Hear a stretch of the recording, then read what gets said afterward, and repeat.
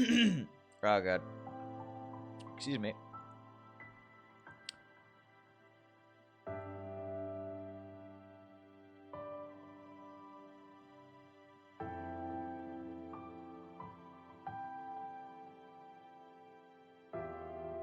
Hold on while I get everything advertised.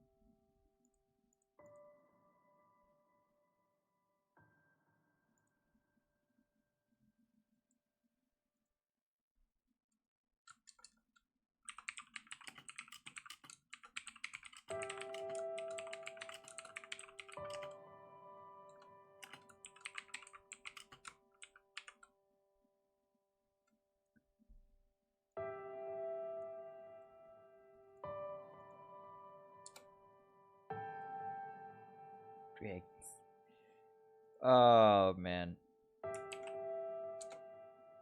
1, 2.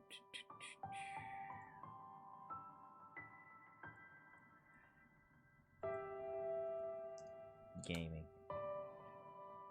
1, 2.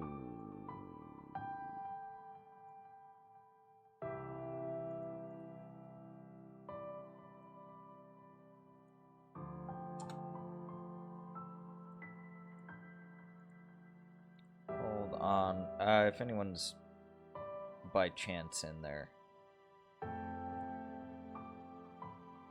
I'm still getting at 1, 2.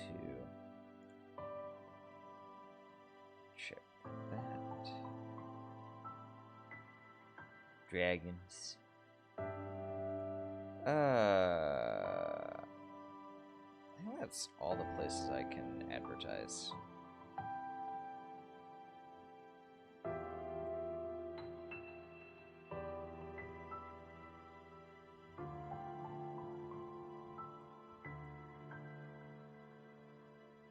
I should also check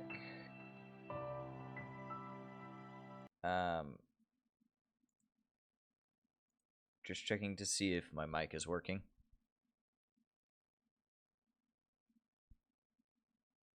I think my mic is pretty quiet, at least on my end. Either that or I just need to shove my face into the mic.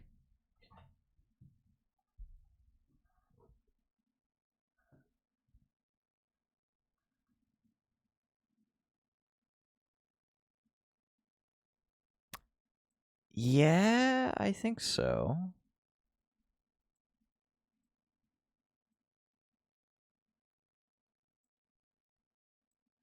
Because it sounds a lot better when I'm really close to the fucking mic. So.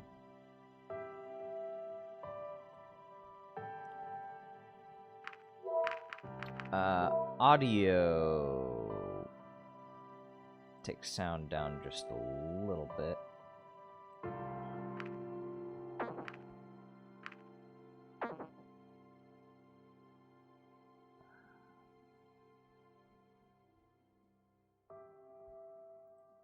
Okay. So, for anyone curious...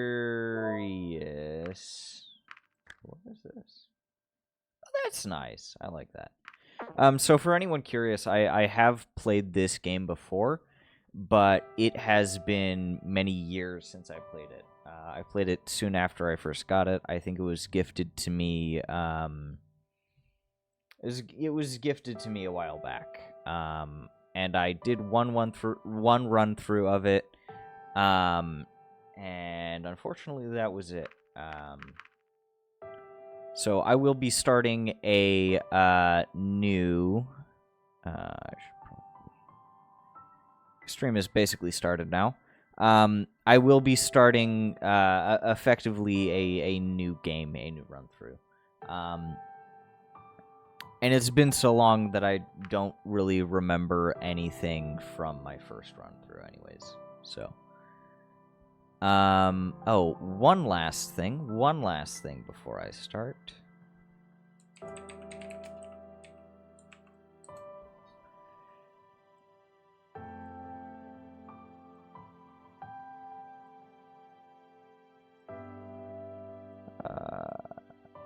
Okay.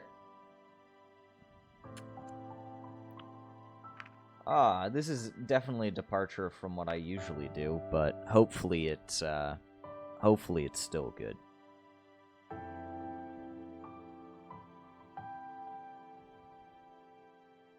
Maybe with the mic it's a directional thing. Sorry about that.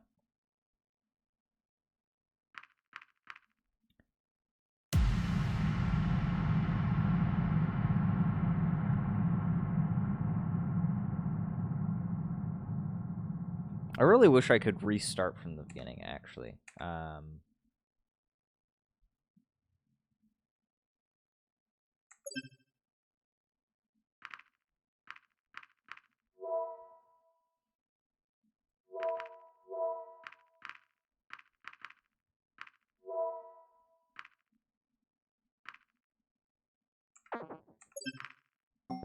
Actually, is it possible? Return to main menu. Options. Is there no option to... Oh.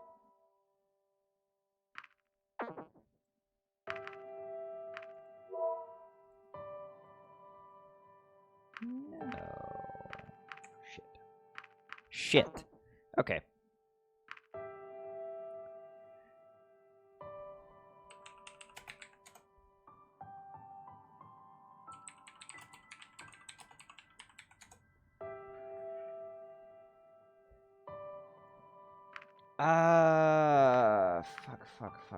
Fuck.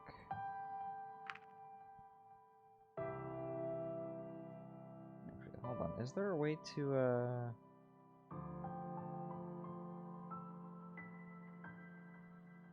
No, I think I have to start from the beginning. Okay. Continue your journey, Wolf. Okay.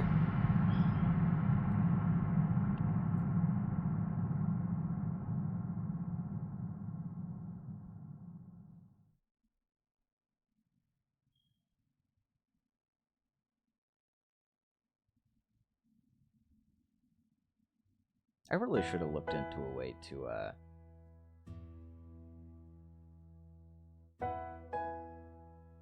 I really should have found a way to delete my progress. Shit. Yeah, I probably should. I really should have looked for a way to delete my progress before I started this. Oh well. I awoke from uneasy dreams looking at an unfamiliar ceiling. Just for a moment, I wondered where I was before the events of last night all came back to me. After a good stretch, I looked around the room, illuminated by sunlight coming in from the window. Outside in the distance, the portal I had emerged from proudly stood on the peak of a small hill. Getting ready, I noticed something lying on the table. It was a note Remy had left for me in case I needed anything, along with his own home phone and work number. There were also numbers for delivery of food and other necessities, as well as emergency and even janitorial services. Nice. He had certainly thought of everything, even though I had to wonder what a dragon plumber might look like. This is a good fucking question. Holy fuck. I thought that was actually a doorbell going off. Goddamn. My musings were interrupted when the doorbell rang. When I opened the door, I was met by another dragon. Oh, should I do voices? My records indicate you have already experienced this section in a satisfactory manner. Would you like to skip to the... No. Like I said, I don't fucking remember this.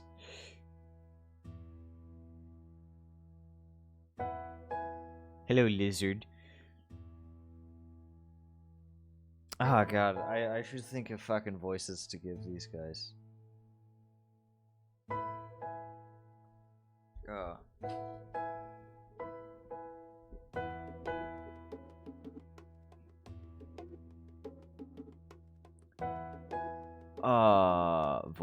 Voices. I tried to do them for Turnip Boy Commits Tax Evasion, but that didn't really work that well. Shit. It's a kappa.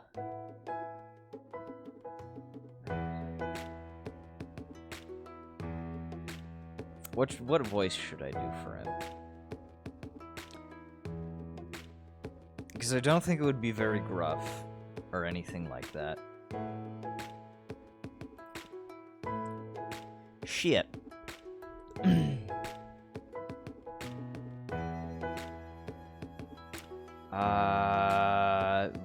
Voice. What voice do I give him? Do I even do voices? Should I even do voices? Because I'm not sure if I should do voices. But maybe I should, because they're distinct characters, and it feels like they should have voices.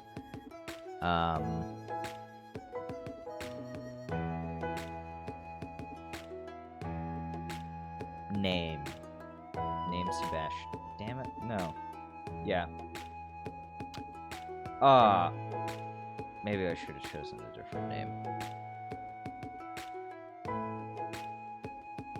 Should have been Dill. That's what I should have done.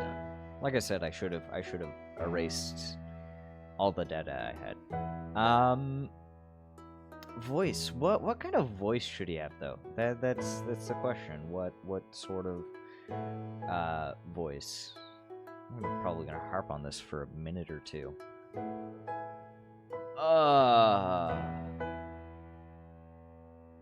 Maybe just like a slight pitch change.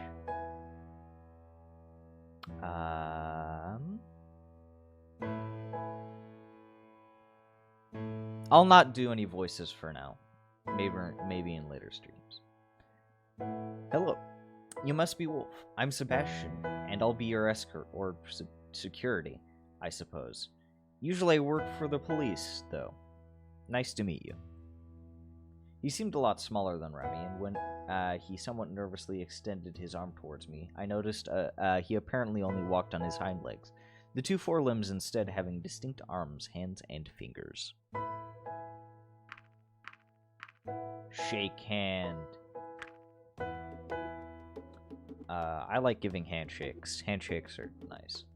When I took his hand into mine to shake it gently, I could feel the individual bumps and scales on his rough skin. Nice to meet you too, Sebastian. So, where are you taking me? Straight to business, eh? We're going to visit the plant where they are making your generators. They have some news for you, or so I've heard. Reza will be there too. Sounds great. Fuck me, I don't know what I know. I don't know what my characters in this is supposed to know. Just follow me. Oh, maybe this was a bad idea. Oh well. At least there's not a lot of stress involved with something like this. While we walked, I was under the impression we were purposefully avoiding the busier parts of town, instead straying towards the edges and small alleys as to not garner too much attention. Even then, we got the occasional stare. Also, just a heads up, I will only be streaming for like 3 hours total today. After just a couple of minutes, we arrived at our destination, where we were met by Reza, as well Reza. I want to say Reza. Reza, as well as yet another dragon, a vicious-looking beast that didn't stay too close to him.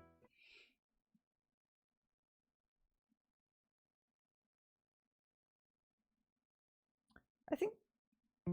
Okay. This is Reza. Did we come with him? Fuck. Hey. Reza, long time no see. I think he came before us, maybe? How true is that? Good to finally see another human face around here. What a coincidence to have you, of all people, show up. Yeah, guess those degrees aren't so useless after all. By the way, who's your friend? Just my bodyguard, same as yours. Don't bother with him. He doesn't talk much. Bet he'd win. He looks grumpy. I bet he'd win a fight with mine.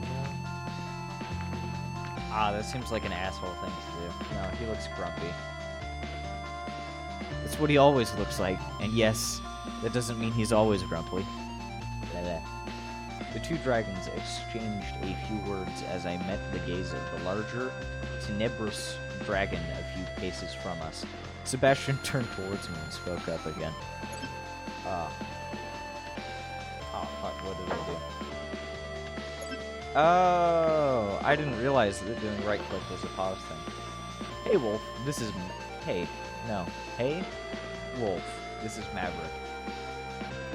Nice to meet you. Yeah, whatever. Just don't expect me to give you any special treatment like everyone else is, and we'll be good. He'd be like a gruff, older voice. He looks old. He looks old.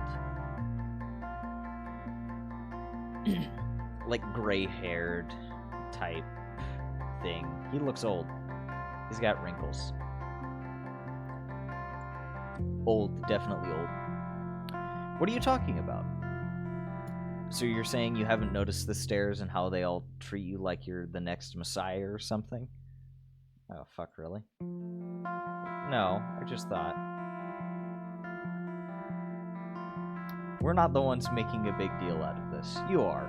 We're just here to get what we agreed on, and then we'll be gone. If anything, I'd actually prefer if you left us alone. But you're the one who insists on following me around wherever I go. A growl escaped the darker dragon's trembling lips as he bared his teeth at Reza. Alright, that's quite enough. Let's just all go inside already, shall we? After you? They need voices. I need voices to help differentiate them.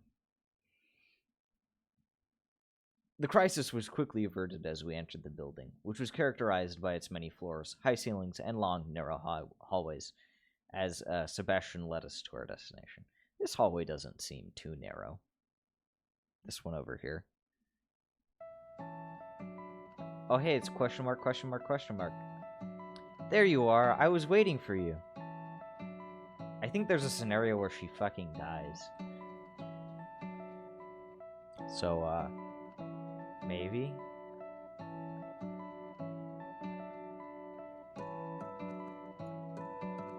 Wait a minute, I thought we were going to meet the guys from production. What are you doing here?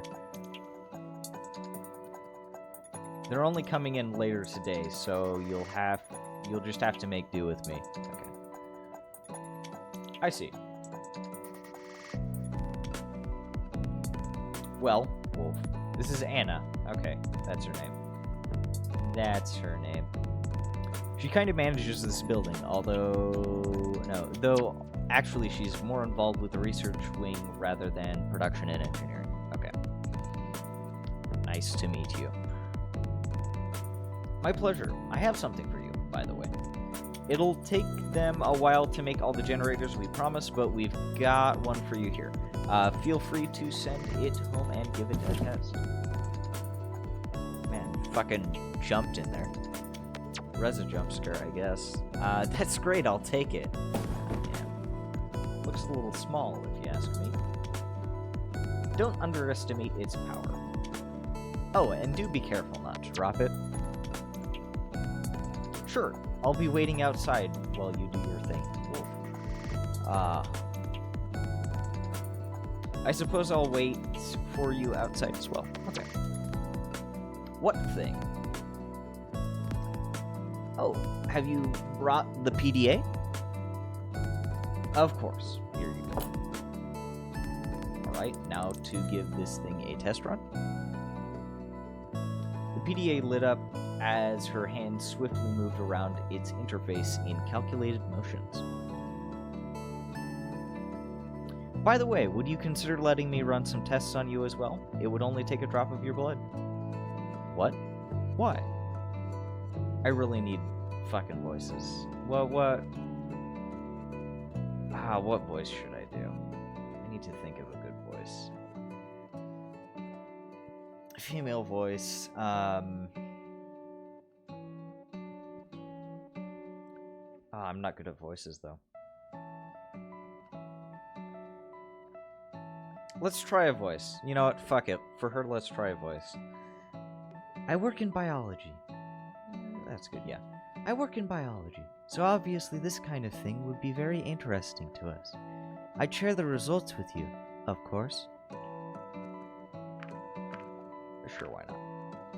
Great. She was quick to produce a small device from a drawer, which from a glance reminded me a lot of a test tube. Ugh. Now, if you would give me your hand, please. As I reached out to her, she took my hand into hers before she pressed the device into the back of my hand. Ah, fuck. I was in pain as pain jolted through my hand. Something shortly afterwards, a droplet of blood was sucked into the tube. I don't like blood draws. I don't like needles. So that makes me a little bit squeamish. Thanks. You're welcome. Looks like your PDA is good. By the way, we're just about done here. And since we're both in biology, it could be interesting if you want to meet me some... Oh, okay. Meet me some other time. Here's my number. Alright. See you soon. Well, that was interesting. Did she ask you for your blood too? Yeah. Did you give it to her? Yes. Oh. Well, it's your choice. We've got no idea what they might do with it, though. Clones. It's cloning. Clearly it's cloning. I'm getting hungry. How about some breakfast? I'm all for it. I can't stand early mornings like this. Voice. I did one for her. I should do one for... shit. I should do one for all of the lizards.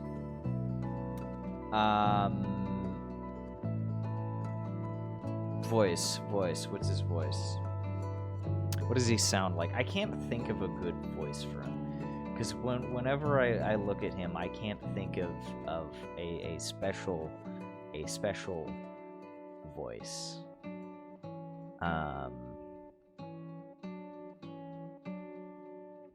Shit.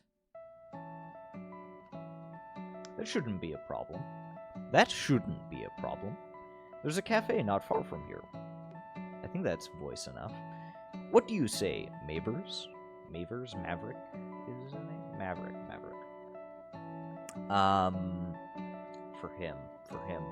For Maverick, a gruff old man voice. Old man. Fuck. Because I think wheezy old man, each time.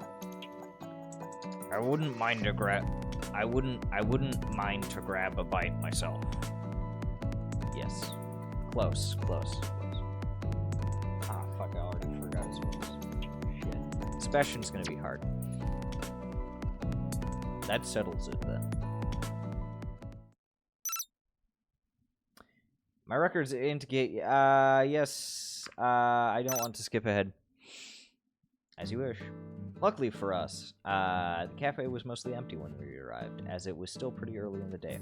Reza was quick to lead me to a table for two, prompting the dragons to get one for their own on the other side of the restaurant. Ugh. Ugh. Finally. I can't stand that guy from being on my tail all the damn time.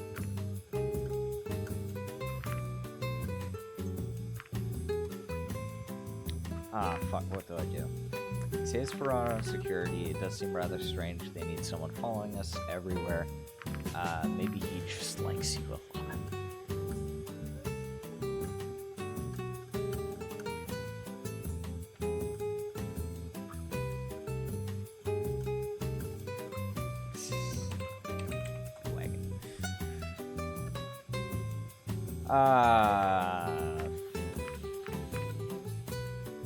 I'm gonna go play it straight. I'm very much aware that is what they're saying. We were approached by an individual who appeared to be the waitress of the cafe. She was an interesting-looking dragon who, unlike the others I had seen so far, was more akin to a wyvern, possessing two rather large wings as her forelimbs, which resembled those of an oversized bat. Shit, okay. Oh, it's the humans. I think that's kind of close to the voice I wanted to do.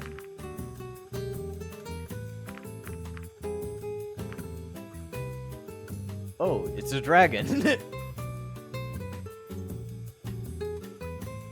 Fuck you, Riza. Fuck you. That's a good one. No. That's a good one. No, that's similar to the other one. Fuck, I need a good voice. I need kinda airy voice. Fuck. That's a good one. Maybe. Welcome to our establishment. No. Welcome to our establishment. My name's Adine. Adine? Adine. Adine? How do I pronounce that? And I'll be your waitress today. What can I bring you to? Scrambled eggs with bacon. Yeah, fucking sure. Yeah, me too. Just make it quick. Sure thing.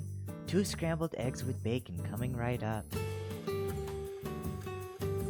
As I was saying, if you look at the big picture, don't you think there's just something off about this place? Where is it, really? I don't know. Where? Place. If this is supposed to be a completely separate place from Earth, or even a different dimension, some things just don't add up. Don't you think so, too? Is this time travel implication? That's what I feel like this is supposed to be.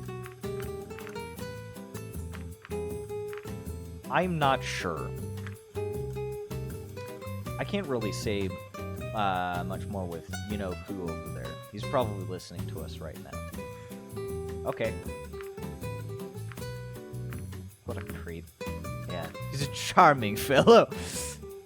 What a charmer. When I let my gaze wander, I saw that Maverick was looking in my direction. Our eyes met briefly, his expression not showing any discernible emotion. While I wondered whether it had just been a coincidence or if he really was able to hear us from the distance. Fucking maybe. I wonder if you can romance Maverick. That's the important question. Grumpy old man. I do have some theories, and if I'm right, we might be in trouble. What kind of trouble? What are you talking about? Shh, be quiet. I'll let you know more as soon as I can, but for now, let's just play along. After all, we already have one of these babies. He patted the generator's box for emphasis. This should be...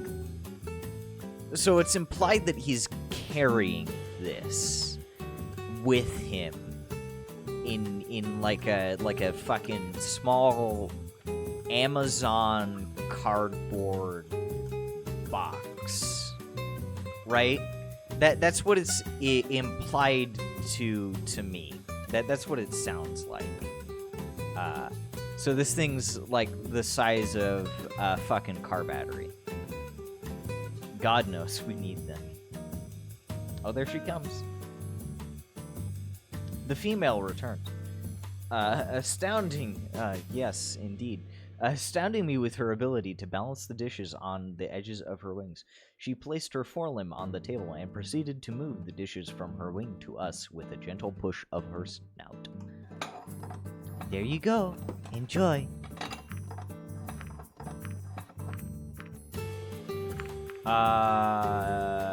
This seems a bit too mean. Thanks. You're welcome. I was wondering what kind of breakfast could be had in this place, like this, but I was pleasantly surprised to find it was quite as I was used to. The only real difference was that they apparently didn't use cutlery. Fucking yeah, okay. When the waitress brought out meals to the two dragons across the cafe and exchanged a few words with them, Reza leaned forward and whispered something to me. I'll send you a letter with a coded message later. You'll know what to do. Reza rose from his seat before he made it known to me that he still had a few things to do and left the restaurant, followed shortly after by the larger of the two dragons. Laters. I wasn't in a hurry, so I've spent a few more minutes in contemplation while I looked out the window and finished my breakfast.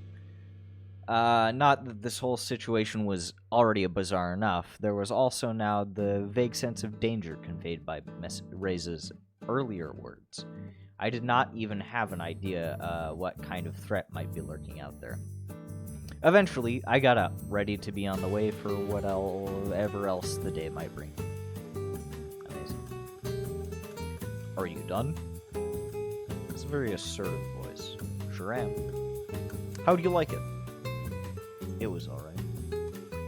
Glad you enjoyed it. Just wait outside and I'll handle the rest here. Sure thing.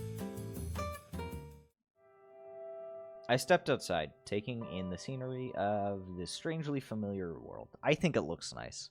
This is very aesthetic. I like aesthetic. Very aesthetic.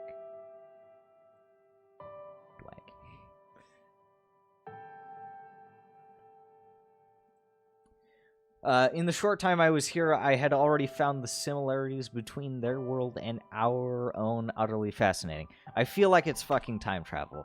That implication from earlier. Something like that. After all, we were talking about an unmapped place with a never-before-seen form of life. As far as discoveries were concerned, even something as similar as a new unicellular organism or even bacteria would have been remarkable. Yet here I was, standing in the middle of a village, evidently built by this race of intelligent Tarking dragons, with a society not unlike our own. Reza didn't seem to share the same interest, and instead was more smitten with the generator, but given our reasons for coming here in the first place, I couldn't blame him for his enthusiasm being focused on something else. My thoughts were interrupted as something suddenly zipped past me, just a little too close, causing me to stumble back. It was a rather small dragon with a bag clamped in its maw, who apparently had somewhere to be. Pink. Is that green? That's a very nice looking dragon. I regained my footing and watched as it disappeared into the distance. Even though I'd seen enough dragons to recognize their variations in size, color, and other attributes, I guess this one must have been a juvenile of its species. Shortly afterwards, Sebastian joined me outside, having taken care of the tab. I gave her a generous tip on your behalf. I hope you don't mind. How nice of you. In any case, now that you've given us the PDA and Reza has the generator, you're free for today. So if you want to go anywhere in particular, let me know or I could show you around town. I was tempted to be given a tour, but considering Reza's words, I wanted to be careful not to stray too far without knowing more about this world first. I think I'll stay home for today. I still have to get used to everything, you know? I'll just accompany you back then.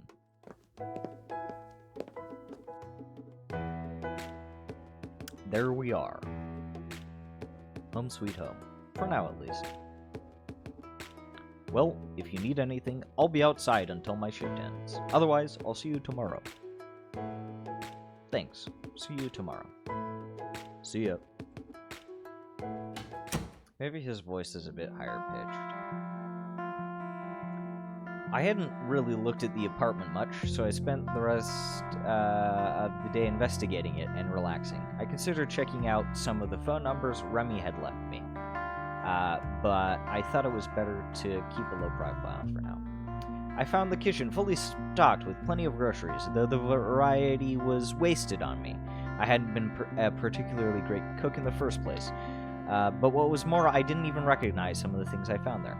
Whether they were edibles that we had packed home that I just didn't know about, or something completely alien, I wasn't sure, but I didn't want to take the risk of eating anything I didn't know. I didn't even hit that fucking button.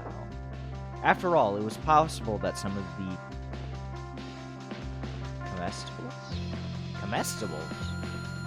comestible? What the hell is comestible?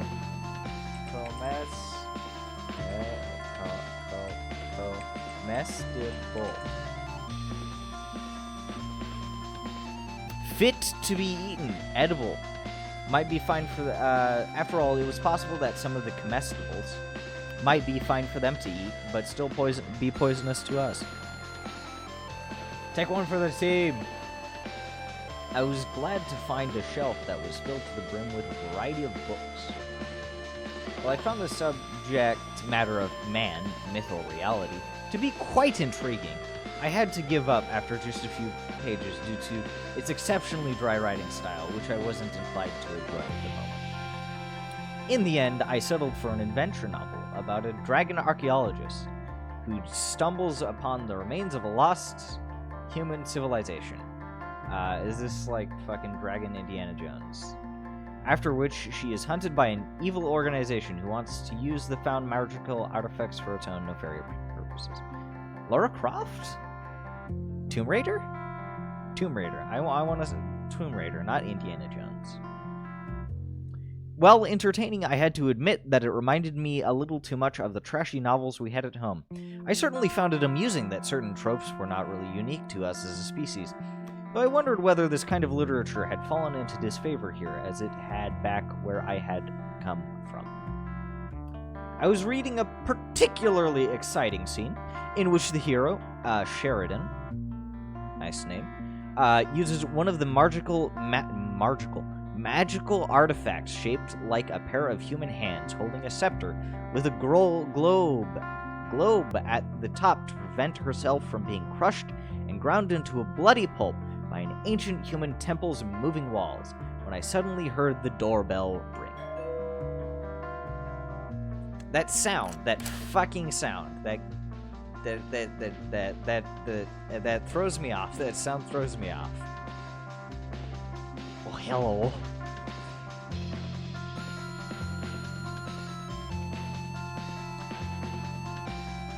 I want to do a nasally voice. This sounds like a nasally. He looks nice. I like him. I like this style of dragon, where, you know, the hands but then the wings on the back. Right? This is nice. I like this. Aesthetics. Aesthetics are important. Hello there. Would you please sign here? I'm not signing my rights away with this, am I? I've got a letter for you that requires signature confirmation. I see.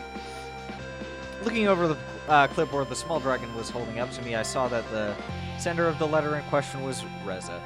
Of course. There you go. I'm Lorem, by the way. Would you mind if I asked you a few questions? What is this about?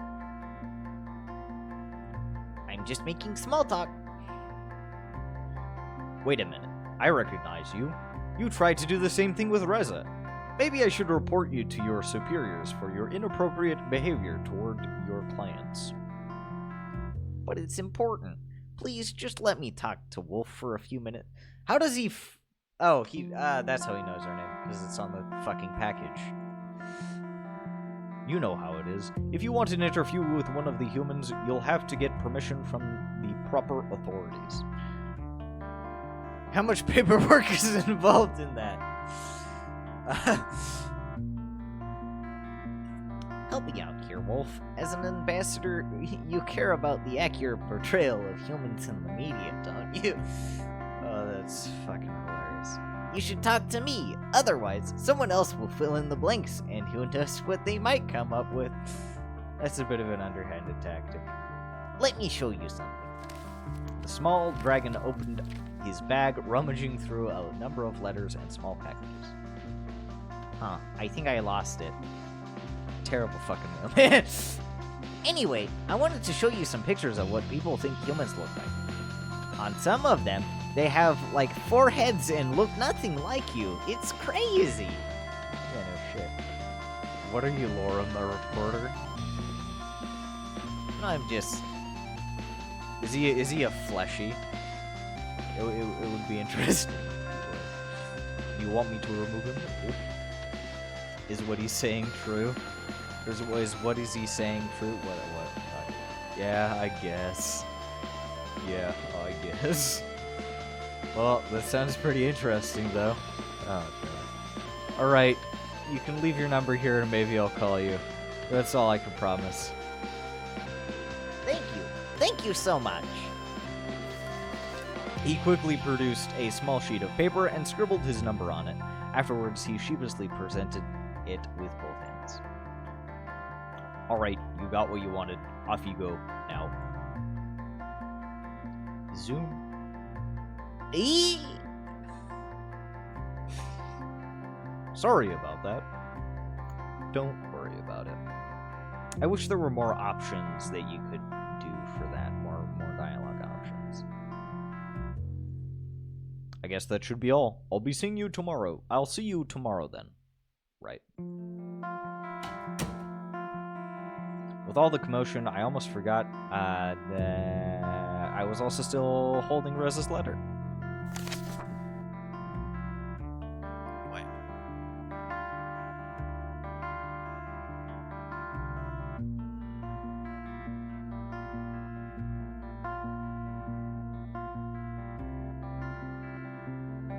Oh, now that I think about it, I really should, next time I stream this, I should do it earlier in the morning, because some of the people that I know who I think would be interested in this live in Europe, and so it would be easier to catch them in the morning, my morning. So I might do this for next stream as well, which would be Saturday or Sunday, I'm hoping. Monday at the latest. Within the plain envelope was a similarly plain sheet of paper with his handwriting. When I started reading, however, I saw that his wording was so full of pleasantries I knew he hated, that I assumed every word of it was faked as to conceal its true intent. He did mention I'd know what to do, but I was unsure of how I was supposed to decode the letter's secret message. I didn't remember ever having a conversation about this topic with him, yet he still relied on me to remember what it was that I was missing. Or he thought I would just be able to figure it out on my own. This is what it said. Hello, my dear friend. I hope this letter reached you swiftly and in good condition. Unfortunately, we were not able to catch up earlier, so I wanted to write you this letter. How have you been this last few years? What have you been doing? How's the family? I feel like there is so much we should talk about, since we have not seen each other much recently, as we have a chance to do so in this form. Quite an exciting venture we are on now, right? How have you liked it here so far? Made any dragon friends yet? Haha. Anyways, I will be looking forward to your reply soon. Best regards, Reza. Various things came to mind. Only reading certain words or letters was one that I thought of immediately. Me as well. but I couldn't make out anything after trying to find a system with its array of letters and lines. Maybe I had to look more carefully.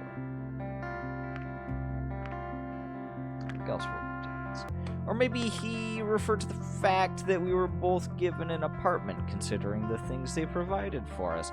Maybe I just had to find the right objects to decode this message. I think that's probably not right. There were many everyday items here, though, and of course I still had no idea what in particular I was looking for. I don't...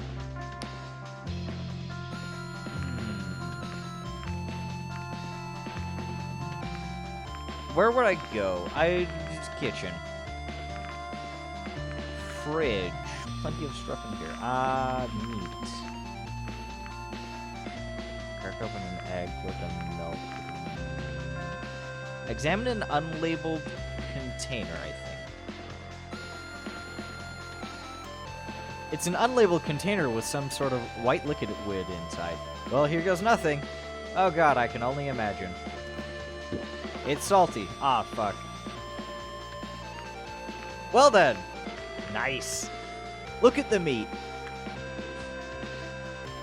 It's just a slab of meat. Nothing special about it. Look at the milk. Pasteurized, at least they've got that down. Crack an egg and look inside. Nope, just a regular egg. Nope, just a regular egg. Nope, just a regular egg. Nope, just a regular egg. Nope, just a regular egg. Nope, just a regular egg. Nope, just a regular egg. Nope, just a regular egg. Huh, those were... I knew it! I knew it! I knew I would finally run out of eggs. Huh, those were all of them. Guess I wasted a perfectly good batch of eggs. Pantry. Fruits and vegetables here. I think lemon. So I'm gonna... I think a lemon is what I need, because I remember seeing something about lemons in a movie once being used to, like, decode messages or some shit. Date. What if I put it on the floor and then step on it? What would happen? I'd be going on a date. That's a shit joke. Fuck you. But no, there's no hint here. Fig. What do I know about figs? Quite a bit, actually. Figs are ripe with history and still enjoy some cultural significance, especially in religious circles. For example, they're the leaves with which Adam and Eve covered themselves with in the Bible's book of Genesis. Nice. And also happen to be the kind of tree Buddha achieved enlightenment under. Interesting. Not only that, but it is also mentioned in Greek mythology. Isn't it fascinating? But wait, there's more. The influence of figs also extends towards words, phrases, and things we still use today. Take the word sycophant, for example, which comes from Greek expression, meaning someone who throws the fig, which was a vulgar gesture at the time, or I don't give a fig, which, of course, is a figure of speech. Fuck your puns. Fuck your puns. It might as well, figuratively. Fuck you. He said that the influence of figs is as far-reaching as its fruit is succulent. Figuratively speaking, that is. I'm afraid nothing of this actually helps with reses later. Of course. Yeah. Pear. There are 2 of them. What a nice pair. Grape. So, Daddy... fuck, more jokes. Okay, then. So, Daddy Grape finds his kid crying and asks, "What's wrong, kid?" But through all the tears, the kid couldn't get a single word out. Eventually, Daddy had enough, so he said, "Stop, wee." No, I won't say it. It wasn't a good joke. What the fuck was the joke? Lemon. Lemons. Lemons. Lemons! Lemons! Of course. Why didn't I realize it sooner? Lemon juice is about the simplest way to write a hidden message. You see, the movie I watched, it pointed me in the right direction. It's about the simplest way to write a hidden message using household items. We learned about that in chemistry. In the most boring detail, of course. A message written in lemon juice on paper becomes just about invisible to the naked eye when dried, but after heating it gently, oxidation occurs, making the message visible. That's interesting to know. I was sitting next to him in class when we learned that. He made a joke about using the method to cheat on the next test, and I replied by saying he'd have to bring an iron. Had he really expected me to remember a random chemistry class that happened years ago? But then, I did remember it after all. I mean, it's something novel enough to where it's not difficult to remember, I don't think. Or especially if it, like, something related to it comes up, like a secret message or some shit. Oh, meet me at the portal tonight, 10 p.m. was all the message said. I wasted a good amount of time, but I still had some left before we'd have to go out to meet Reza. So I decided to make some lunch. I would have made some scrambled eggs if I hadn't broken them all earlier. Well, fuck me. Afterwards, I resumed reading my book about the continuing adventures of Sheridan and her exploits in destroying cultural artifacts. Oof. Unsurprisingly, it came to a happy end, with the organization stopped in its tracks, at least for now. I thought the ending was deliberately left open for ambiguity, but when I turned the page and saw the advertisement for the next entry in this apparently long-running series of books, I realized all of this had just been a ploy to set up the inevitable sequel. Quick save.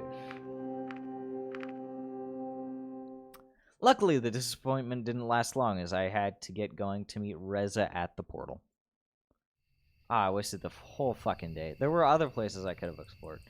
When I got outside, it didn't seem quite as dark as it was when I arrived yesterday. I might have had difficulties finding my way otherwise, but I could still see the portal in the distance. I can't see it on this, here.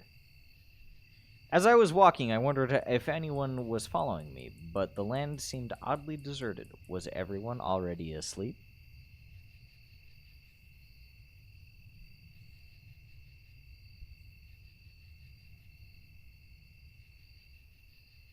Eventually, I arrived at my destination. Reza was already standing idly by the portal, his fidgeting making it obvious that he had waited just for me. I was already wondering whether you'd get it all. What did you expect? What a wonderful night it is. Fuck you for deflecting the question. Fuck off.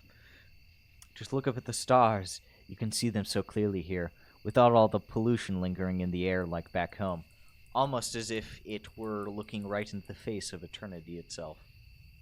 So, for so long, humanity thought we'd find aliens out there. Yet, after all these years, we found we were still alone in the universe. Turns out we were just not looking in the right place. What's going on, Reza? Why did you call me here at this time? For one, because we're sending the generator home. Right, before I was sent here, they told me they would limit the use of the portal as they couldn't afford to keep it open all the time. Okay. In order to keep in contact with us and enable us to send things over to them, the portal would be open for just a quarter of an hour each day. Sending something back home wasn't really problematic for us, since the high energy expenditure associated with sending bigger objects only affected the sender, not the receiver. However, this also meant that until all business was concluded in regards to our trade with the PDA and the PDAs, and the generators, we were basically stuck here. As for the other, do you know what this place is? You said something about trouble. How much danger are we in, really? More than enough. I'm afraid this whole place will be gone soon, and we better not be here when it happens. What are you talking about? What the fuck are you talking about? I hoped you'd see it too, but then it took me a while to understand. And I had... Oh, okay. And I had a head start on you, in any case. While he was speaking, my gaze wandered and fixed on some movement nearby. It was hard to make out anything, but I imagined it might just have been wind blowing through the nearby shrubbery. except for the fact that there was no wind. Reza. This might take a while to explain, but we've got the whole night. Reza, look. He turned around to face whatever I was seeing. He squinted hard before he called out. You! How dare you follow me, even here? Oh, it's Maverick. It's gotta be Maverick. The disturbance came closer until it became clear it was Maverick. I hadn't even read that. Who had hidden nearby to listen in our conversation. I knew you were up to no good. What were you talking about? What are you planning here? Some kind of attack? Wait a minute. There's no reason for it. Don't try to deny it. I heard you both talking about it in the cafe. I saw the letter. You think I couldn't smell the lemon on it? Okay, yeah, that's fair. Pathetic! You'll have to come with me to the police station now, both of you. Come on, I think you're overreacting. Oh, fuck. A gun. I didn't even get a fucking chance to read that. Reza, what are you doing? Why is it a revolver? Why is it a revolver? Why is it not a normal automatic pistol? Is what I want to say. Come on, Wolf, let's get out of here. In the dragon's side, I could see the wound where the bullet had penetrated his side, a trickle of blood staining his dark scales and the earth beneath. Reza used the opportunity to run off in some direction. I wasn't sure which. I frantically scanned my surroundings, looking for Reza, though he had already vanished into the darkness. What was I supposed to do, run away as well? Help Maverick? I was just a diplomat, and I had no idea what was happening. Ah, fuck. Okay. Suddenly, the dragon whipped around, hitting me in the guts with his thick tail. I was lifted off the ground briefly before I felt the impact of my body hitting the ground, hard enough that my vision blurred almost immediately. Okay. A deafening roar battered my ears. Was this his cry for help? I could barely move, but I found it better not to try, as to not startle the wounded dragon more than he already was. It certainly would have ended badly for me if he tried anything. Getting hit in the fucking gut. I imagine you'd be winded anyways. So you wouldn't really.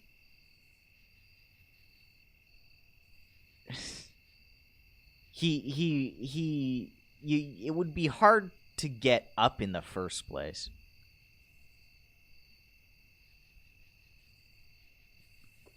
Ah, fuck. I heard him take a few unsure steps before he lay down on the ground, panting. I'm still watching you, you know, and you better not move, for your own good. If I have to get up again and come after you in this condition, I can't promise you I won't be nice. I can promise you I won't be nice. It took a few minutes of listening to his labored breathing before someone arrived. It was two dragons. The first I recognized as Sebastian, the other one I didn't know. I heard Sebastian and Maverick exchange a few words when the stocky fellow approached me. Ah, fuck. Hey, kid. Hey. Yeah. Hey. Hey. Excuse me. Hey, kid. You alright? Yeah, I was still feeling a little fucking dizzy. I'm Bryce, the chief of police in this town. Can you tell me what happened?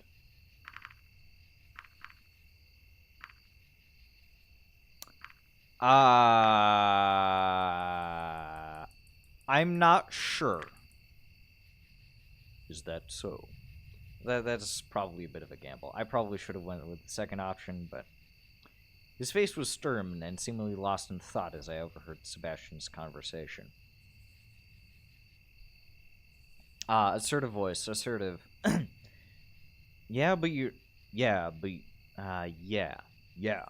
You're the flyer on duty. We probably won't find him now. Not here in, the darkness, at any rate. Well, that's just brilliant. What do you think, Chief? Wolf? Fuck. Wolf, can you walk? Yeah, I think so.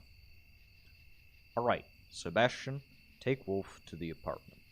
Get us some help here for Maverick, and then we'll look for Reza. Right on. Ah, fuck. I think I mixed their voices. Fuck. Come on, Wolf. I'll help you up. Fuck me. I was still shaken up by the events I just witnessed when I arrived at my apartment, not knowing anything better to do. I soon fell into a deep slumber. I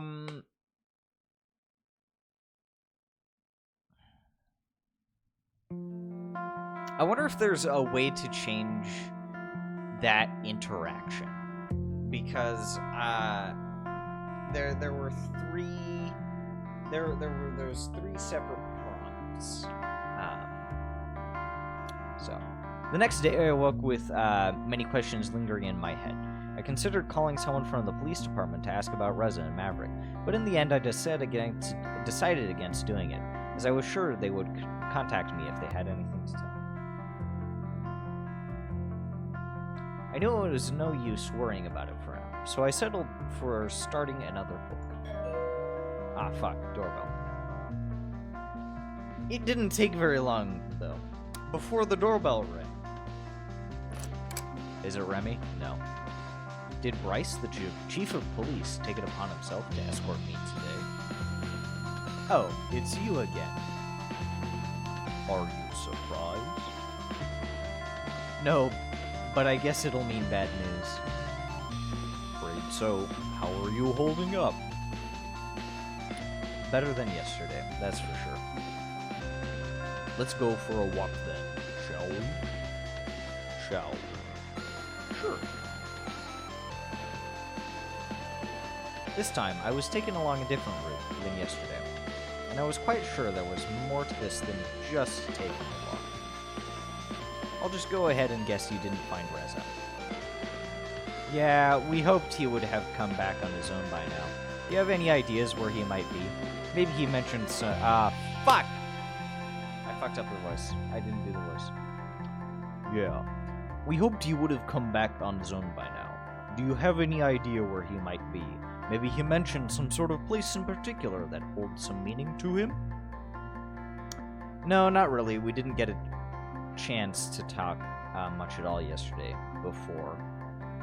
There's that, too. I have no idea why Reza would do anything like that. I had the impression that they weren't very fond of each other. But this? How is he, by the way? Oh, Maverick is doing fine, but there's plenty of blame to go around. You're right, they didn't particularly like each other. Yeah, no shit. In his statement, Maverick says he suspected Reza of planning some sort of attack. Do you know anything about that? No, he only told me something was going to happen, not that he was planning anything. At least that was the impression I got.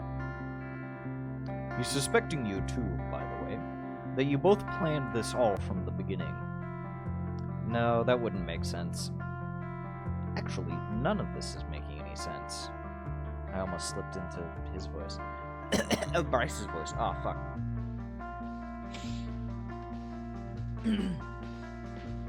Excuse me. Actually, none of this is making any sense.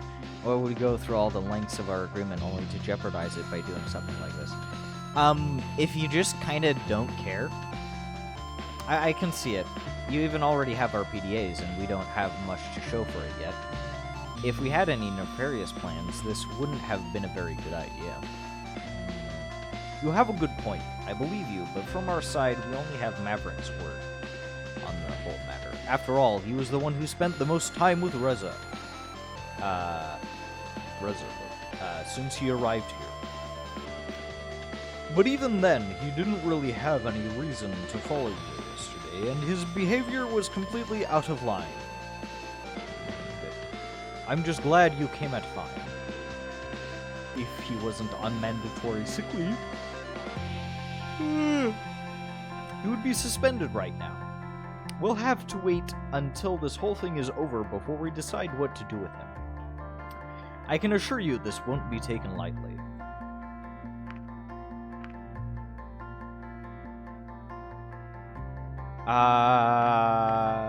Maybe they both acted in the heat of the moment. Maybe. We still got quite a lot on our hands now, though. We have a wounded dragon and a missing human. This could lead to a diplomatic crisis. Maybe Reza will show up soon, and we can get all of this behind us. I hope so too. I really wouldn't want to jeopardize everything over this unfortunate incident. Yep. How about we both just keep this quiet on the down low? On the down low. About this whole thing for now. After all, I don't think any of us want our people panicking about this already, right? I merely... nodded in agreement.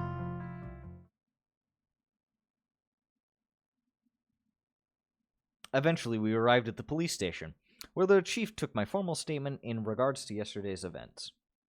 He asked me about Reza and Maverick too. Not that I knew much of anything that preceded yesterday's events, or the mysterious catastrophe Reza had mentioned. Afterwards, he thanked me and left to file my statement while I sat by his table, waiting and listening to the going-ons of this small provincial town police department. When he returned, he was approached by someone who seemed to have urgent news. A lot of talking between the two ensued that I couldn't make out from my position. This went on for a bit, until Bryce returned to me. Afraid I have more bad news for you. Fuck. Okay. Reza has now officially become a murder suspect. Murder? Murder? What? We're headed to the crime scene and hoped you'd come with us. Me? A crime scene? I don't know much about forensics. It's just that you're the only link to Reza we have. Considering he said, what he said would happen to us, it's in all of our interests that we find him as soon as possible. And if he has anything to do with it, you might be able to help us find him. Your cooperation would certainly be appreciated. And it would be a nice gesture to show us that you're trustworthy in the eyes of those who might think otherwise after what happened yesterday. Will you help us? I will help you. I suppose I don't really have much choice here. But you're right, we've got to find Reza, and if that's what it takes, then I'll do it. Very well. Let us go, then. I need, a different voice for the small police officer. I forgot his name again. What the fuck's his name? On our way to the crime scene, he prepared me for what would come. I had studied biology, so I was familiar with the sight of dead animals, asking myself how similar this would be. I wondered if my reaction would be any different. If it wasn't a dragon but a human corpse, I would be seeing. I botched that. I botched that so hard. When we arrived, we were met by Sebastian, his name, who gave us an overview of the whole situation. This morning, the victim was found by a delivery flyer for a restaurant. Blood loss from multiple wounds are the likely cause of the death. He was shot. They were shot. Forensics. What should I give his name? His voice. His new voice, because I'm doing a deep voice for Bryce. Forensics was already here, so feel free to poke around. Something like that. A few paces in front of us, the unfortunate victim lay on the ground, covered by a sheet that concealed the body, but not the large red stain beneath. We approached while Sebastian went off to deter any curious onlookers.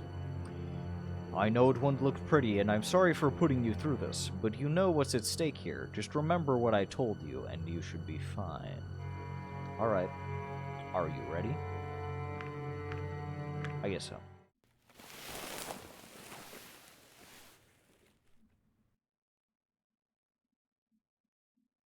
These are slashes. What do you think? Well, he's definitely dead. Yeah, rip. Fuck. That as a dialogue is certainly something. Let's just say this will be your test, and tell me what you can deduce from what you see. Give it your best shot. Investigation start. 2 wings, 2 legs, just like the waitress in the cafe. About as big as a human, lengthwise, if not slightly taller. The wingspan would certainly look impressive at this size.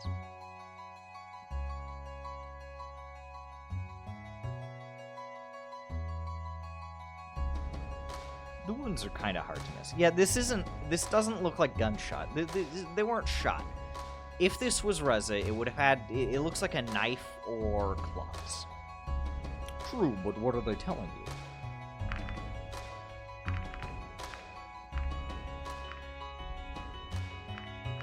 I don't think it was a suicide.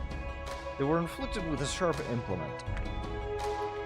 They're clean cuts, like from a knife or another sharp instrument. That is true, but why does this matter?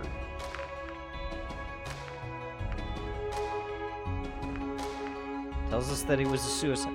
Why? I don't think this is a suicide, right? Because if it was a suicide, I imagine it would only be like a singular one.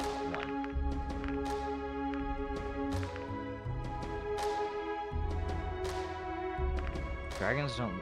I want to say dragons don't use knives. Actually, we do. Mostly by those who have proper... Okay, so it's a hands thing. It isn't a knives thing. Mostly by those who have the proper hands to use them. But still. Oh, okay. It could have only been someone with hands. That's right.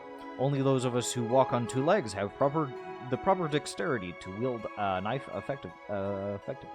Most other dragons would probably just bite instead. Of course, this rules out most of the bigger dragons and flyers. But then, Reza still has his... What was it called again? You mean his gun? Yeah, if it was him, why would he kill someone with a knife rather than just use this gun on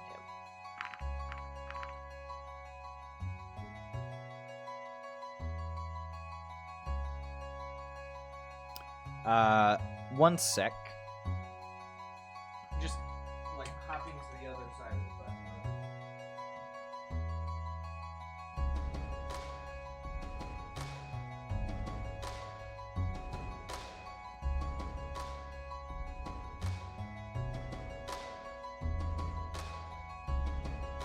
I'll be back. It's over here. Oh, wait,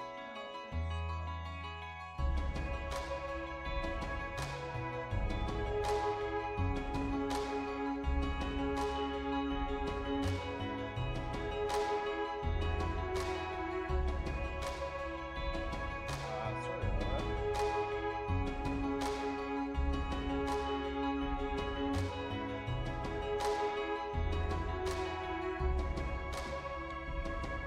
Oh, fuck. Oh, I'm a little bit sore.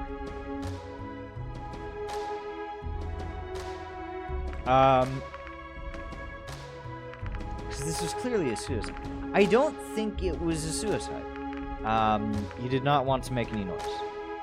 He didn't, not want to make any noise, after all. He ran away from Maverick, trying to hide from the police. Something as loud as a gunshot would have easily given away his position and alerted others in the area. Right, that could be a good reason.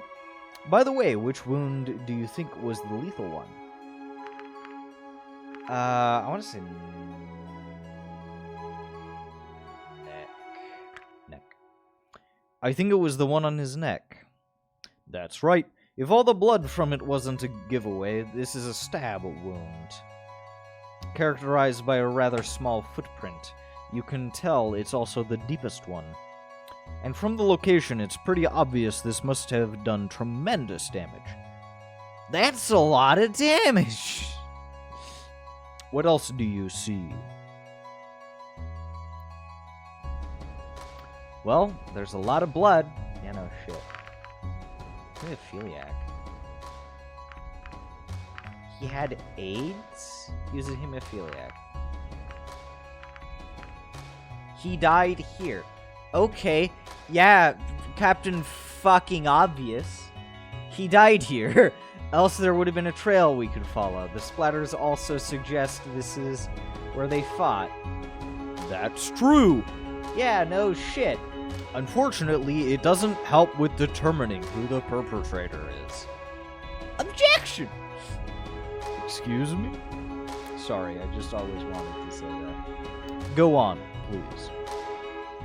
Fucking Ace Attorney. What about the blood on his muzzle? You tell me. He's a vampire. A bloody steak. Does it, though? I want to say it suggests that he fought back. Because earlier it mentioned, you know, a dragon would usually use its teeth. But, like, as I understand it, I think, like, people who die because of these wounds, these types of wounds, I think either it's a movie thing. It might just be a movie thing. But usually they'll have, like, blood coming out of the mouth. So, he fought back. It might be the perpetrator's blood. Yes, that is true. I expect forensics already took a sample of it, so it might actually help us determine who the perpetrator is. I think that's about everything. Investigation over. You know what, kid? I'm impressed. It wasn't too hard. Maybe we should have you around more often. What was the new voice that I gave him?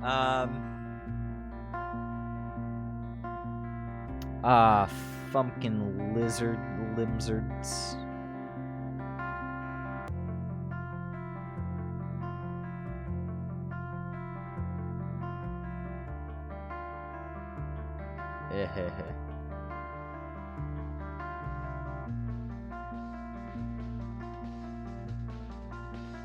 Oh, that's fucking hilarious.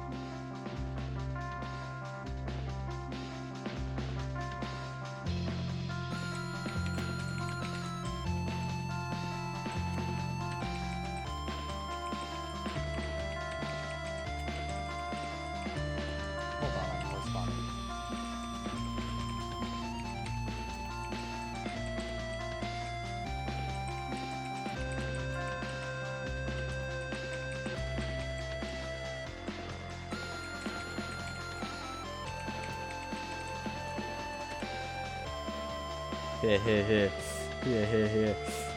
Sorry about that.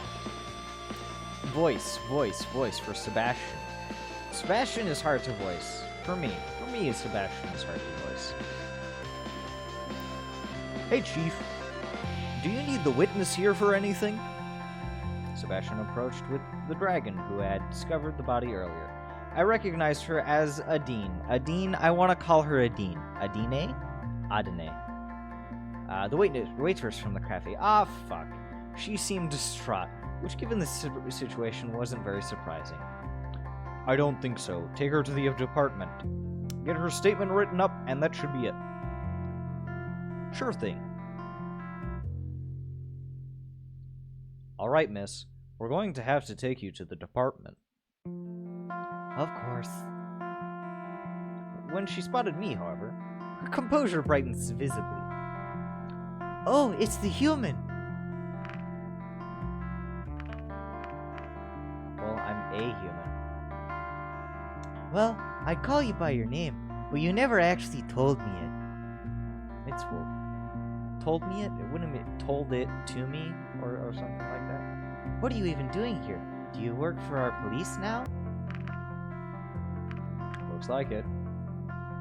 Maybe I should be calling you officer then. I don't think I'm quite there yet. No, yeah, I need training for that. By the way, I didn't know you also did deliveries. I do a little bit of everything, really. That's nice. I loved my scrambled eggs yesterday. If you like it so much, why don't you take our number? We could deliver something to you next time if you don't want to come in. Thanks. That's nice. Sorry, I guess we should get going. Bye. Yeah, she needs to get a statement in. What do we do now? I suppose we'll head off too. Unless... Oh no. What is it? We've got a violent homicide, and of course, nobody from the department tells me. I have to find out from a neighbor who wanted to ask me about it. Good thing rumors travel fast, eh? Fuck you, Maverick. I don't like you right now. Of course nobody told you. You're on sick leave. Mandatory sick leave, I might add. I'm not here in any official capacity, you see? I'm merely enjoying a creative walk in the fresh air and happened to come across you by accident. Okay, that's actually kind of funny. What do you want? I don't want anything. Just find it interesting that no one tells me about this. But the prime suspect's buddy can mess with the investigation. I see how it is. I'm pretty sure Bryce would have had me fucking decapitated if I'd tried anything funny. I know what you're thinking, but don't jump to conclusions here. I don't need to jump to conclusions. I think the dead body we found says it all. You're not a fucking investigator, Maverick. As far as I can tell, you're just like a beat cop. You really have an attitude problem. You know, if you weren't on sick leave, you'd be suspended right now for attacking Wolf yesterday. Okay. Do you even have any idea what kind of repercussions this could have on us all?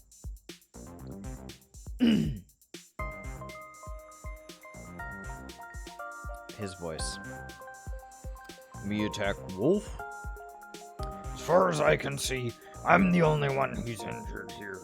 Besides, I'm so sorry for apparently being the only one who's doing his damn job. Okay. Right, let's just all sit idly by while the suspect's on the loose and planning his next move. You were fucking shot yesterday. I thought you'd still be in the fucking hospital. You know, whatever it was Reza was talking about, he was just going to tell me just before you showed up yesterday. I don't need to hear you, of all people, belittling me about this. What's your problem? If anything, I want to find him just as much as you do. I kind of want to put his balls in a vice grip. Reza, at this point. I'm not much of a fan of Reza right now. Don't compare yourself to me. Your words mean nothing. Enough. You shouldn't even be here. So you better go now and get some rest before I have to take disciplinary action. Vaguely Obama voice, though. Fine, but when we find him, you'll see I was right. If I have to prove it myself, so be it. He's a fucking loose cannon. Can he even just do his own investigation like that? Well, as long as he doesn't interfere with us, we can't really stop him from doing his things in his own free time. I see. I suspect he won't adhere to the standards of performing an unbiased investigation, though. He's already made up his mind. It's clear to me he won't be looking for facts, just for evidence to support his own view in order to prove it to us or himself. Who knows?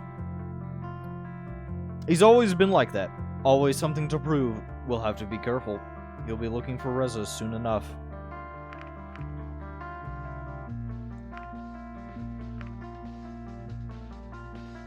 At least that means someone will find him, right? Don't worry, Reza will turn up eventually. I surely hope so.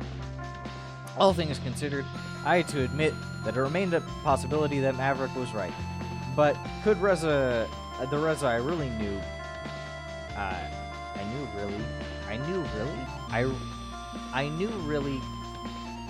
but could the Reza I knew really be a murderer? Oh, okay, I see. You know what? If you think of something that might help with the investigation, or if you need anything else, just call me. I will. Well, I think we're done here. Let's go! Maverick's voice fucks with my throat. Bryce led me back to the apartment. I guess there wasn't really much for me to do in the meantime, as I was spared the more arduous parts of the investigation. Maybe I should have been glad about this, though now I had an afternoon to fill. What should I do?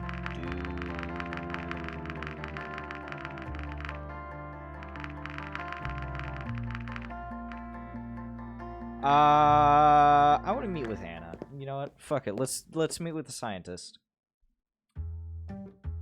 She told me to meet her here, so she's got to be around somewhere. The production facility had many different wings, covering everything from research to processing, in addition to production. It was easy to get lost if you didn't know where you were going. I heard some commotion in the distance, and when I approached, I was surprised to see not only Anna, but Remy as well. I think his name is probably Remy. They seem to be...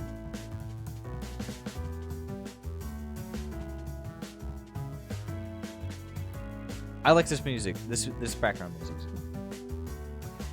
They seem to be in the middle of a heated conversation. I thought it would be inappropriate to approach now, so I remained several paces back. Out of their field of vision, but still close enough to be able to make out their words. We have heard the rumors.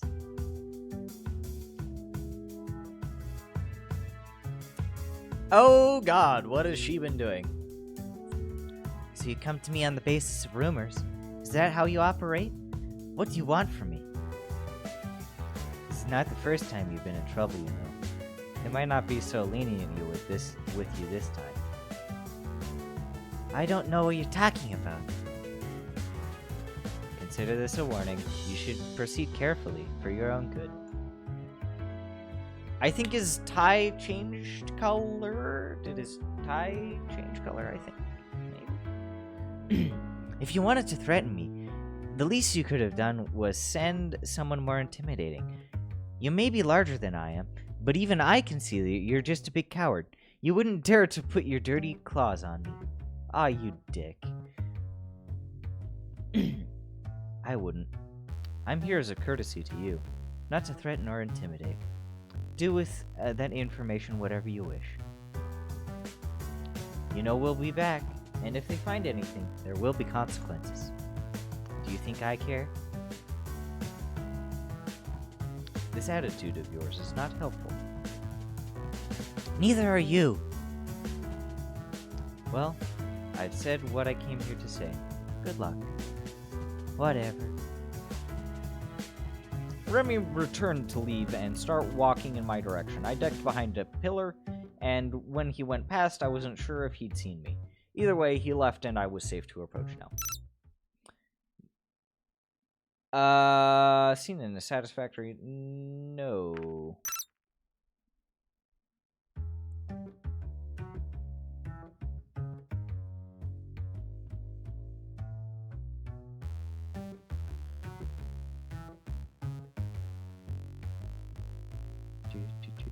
But...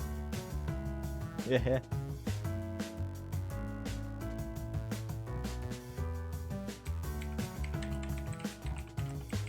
Another response. Just one sec.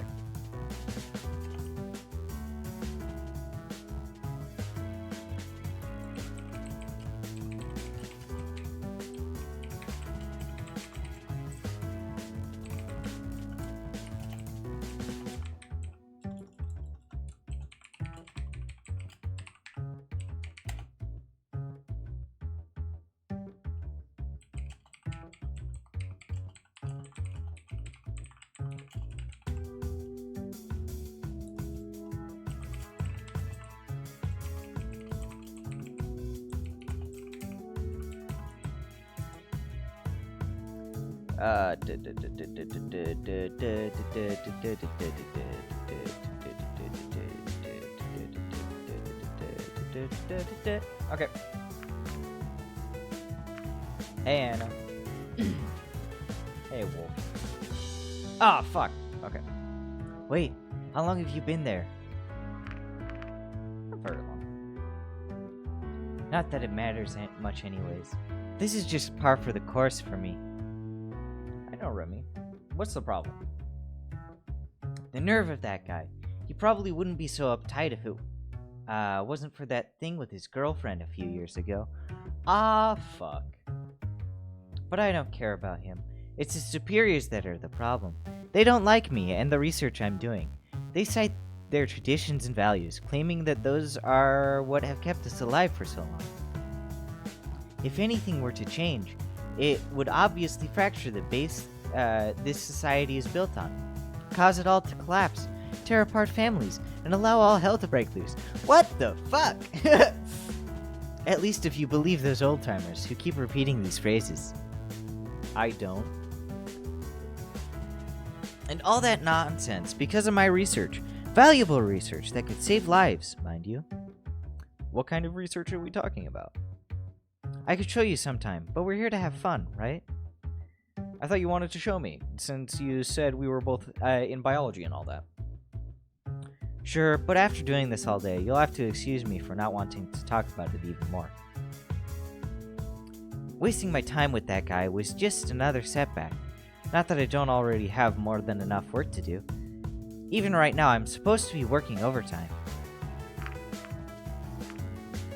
I see. Good to know we see eye to eye on these things. Oh, okay. Oh, and thanks for the blood, by the way. The results aren't in yet, but I'll let you know when they are. Good. I'm just as curious about the results as you are. No, you aren't. I am. I am way curiouser than you are. Curiouser? Is that even a word? It is, since an author popularized its use where I come from. Then I am way more curiouser than you are. I think that's a fib. Unless it's like weird future humanity where they can kind of like play a little BS with it. Not if I am the curiousest. Excuse me for a moment, but I must weep for the English language. At this rate, why don't you just say you're the most curious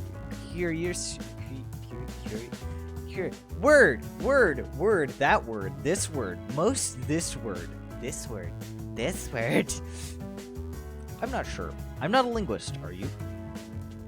Not exactly, but I have a way with words. My tongue is quite skilled, or so I hear. Ah, fuck. Okay. Some might even say cunning. No, I won't go there. I won't go there. In any case, if you have to work overtime today, does that mean I should wait for you? Or do you want me to come back another time? Neither. I think my break should start right about now. I wish I had the ability to make breaks happen at my convenience. What a lucky coincidence. I'm gonna do that one. It is, isn't it? So, where are we going? I don't know where you're going, but I think I need coffee or 5. Need a coffee or 5. You can tag along if you'd like. Sure, why not? Now that's a convincing reason. Ah, fuck. Man, look. It's convincing for me. That's how I speak when speaking with other people. I hope you brought your own money, though, because I'm not sharing. I didn't. But everything I purchase is taken care of by my ambassador status. Nice. Actually, that opens up some very interesting possibilities. It might, but I'd rather not do anything too fishy. I don't want to raise any suspicion, you know. Good point. Well, let's go then. After you, m'lady. Fucking, fedora hat tip. That's so fucking dumb. There we are. Finally, I can't wait to get some coffee into my system. Her voice. I think the problem that I have with female voices is they all start to kind of meld in with each other. So. Oh, hello, Wolf. No, there. Nice to see you again. Hey. Who's your companion? Can you just take my order? I apologize. Let me try that again. Welcome to our establishment. My name's Adine? Adine. Her name. it's hard to fucking pronounce. My name's Adine, and I'll be your waitress for today. What brings you to? I'll have a coffee. Ah, fuck. Yeah, it's melding them together. Thank you. And what can I bring the esteemed gentle person on the other side of the table? Bring me a beer. Coffee. I'll do a coffee. No problem. I'll be right back. What's your problem? I'm here to order something, not chit-chat with the employees.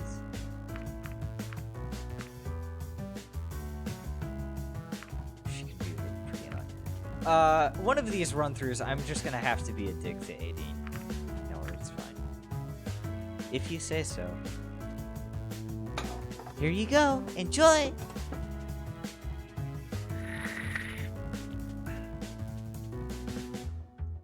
I totally needed that. So you work in the facility? And your point is? What's your job there? I mean, what do you do exactly? We do all kinds of things. The truth is, we just have all kinds of specialized machinery there, which is used by many different people for many different purposes. The building is owned and run by the council, who oversees the schedule. And it is quite handy, since you can go from research to testing and even manufacturing, all in that same complex. Yeah, it's convenient. I started out as a researcher in biology, which is still my main job, but I've been there so long and learned the ins and outs of the building so well that eventually I was asked to take over some managerial duties. Sure, it means more work, but it also allows me to run a personal project every once in a while. Does that sate your curiosity? I've only seen glimpses, but it already sounds like a fascinating place. I'm not sure I'd go so far as to call it fascinating, but it surely does give me a lot of opportunities. Oh, I forgot to ask what you actually plan to do with my blood and the test results. What is this, an interrogation?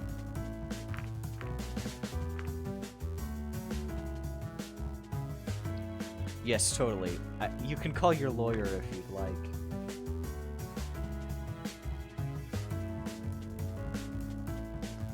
Maybe I should. I'll tell her you hit me, then sue for damages.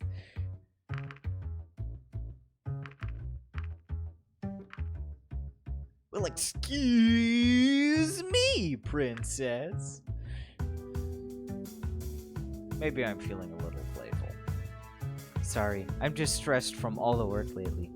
I'm not getting much respite between my regular work, overtime, personal projects, and other disturbances like that Remy sticking his nose where it doesn't belong.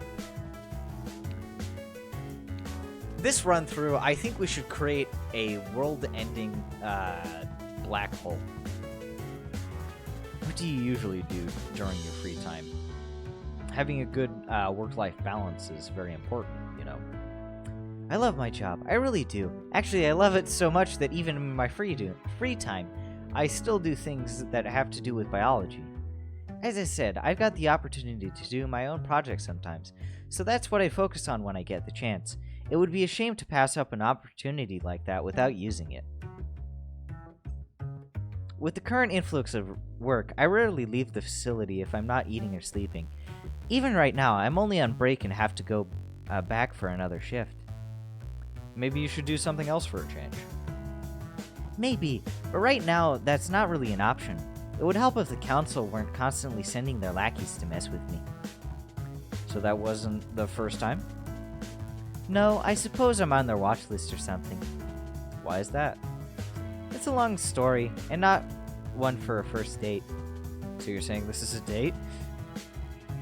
No, I'm saying that even if this was a date, which would be more than whatever this is, it wouldn't be very appropriate. Stories about work aren't very romantic. It's always about work with you. Come on, you're on break. Maybe we should do something to take your mind off of it all for once. Like what? I'm not sure. Do you have any other hobbies? Not really. Hey, waitress. How can I help you? Do you have anything here to entertain your guests? Any games or other distractions? I'm not sure. Let me go check. No, it's not quite that. I'm not sure. Let me go check. No, fuck. I'm fucking up the voice again. The voices are hard. I'm not sure. Let me go check. That was close. What exactly are you trying to do?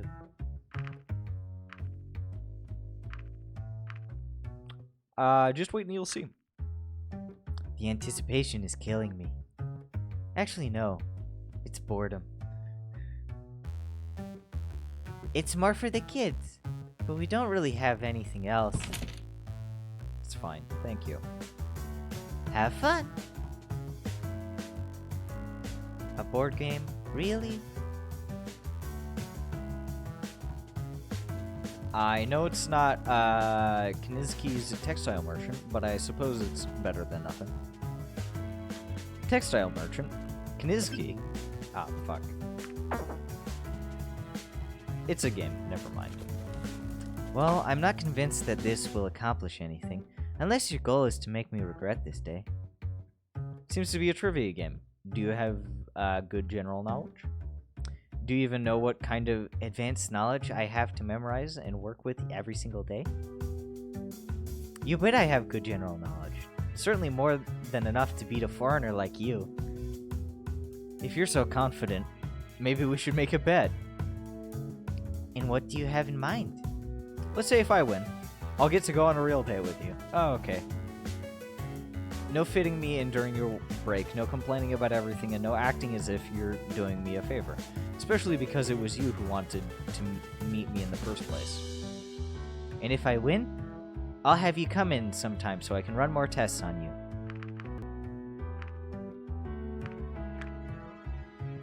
Let's do this, then. Since it was your idea, it's only fair that I start. So how does this work?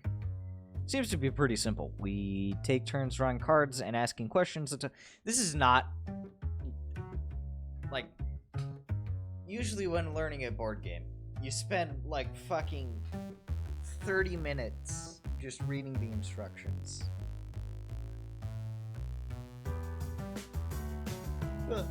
At least that's been my experience. We take turns drawing cards and asking questions until we both ask a number that we agree on beforehand. Whoever gets more right in the end wins. How many questions shall it be, then? How about 5? Let's make it 3. Not sure how long this will take, and my break won't be for too long either. Alright then, go ahead. Alright, go ahead then. Fuck.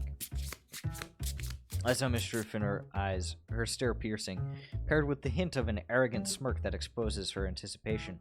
She seemed confident that she would win and loved every second of it. Slowly, her hand went over to the deck of cards and drew the topmost. Round 1.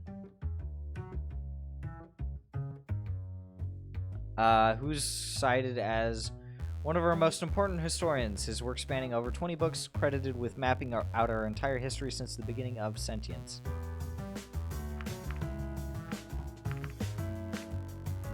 DD. This? Fuck me, it's a guess. How could you even know something like that? You have only been here for what, a few days? Yeah, it was a lucky guess. You won't be so lucky again. Let's see how you fare with your first question. Bring it. How far can you walk into the woods? What? Only until the middle. Anything after that and you're walking out of the woods again. You're right. That's a rather weird question, though. No, it makes sense. I think that makes sense. That makes sense as a question. I suppose I read the right kinds of books growing up. I know most of those trick questions. Let's see what the second question has in store for you, shall we? Round 2. Why does it do this every time? Alright, if there are 5 apples and you take away 3, how many do you have? 3. Guess you also know your trick questions. Yeah, because you take 3. Apparently so. Okay, here's your question. In which year of our timeline did we gain sentience? 0. The beginning of our timeline marks the event when we gain sentience. Right again. Have you played this game before? It's a children's game. These questions aren't really a challenge. I'll just go ahead and draw the next card so we can end this.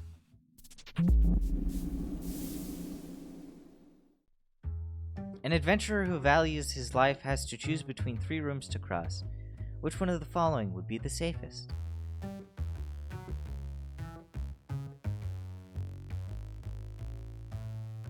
A room filled with poisonous gas. Number 2, a room filled with 100 highly trained assassins. Number 3, a room submerged in water filled with alligators that have not eaten in 8 months. Can I do none of these? I think none of these. That's right.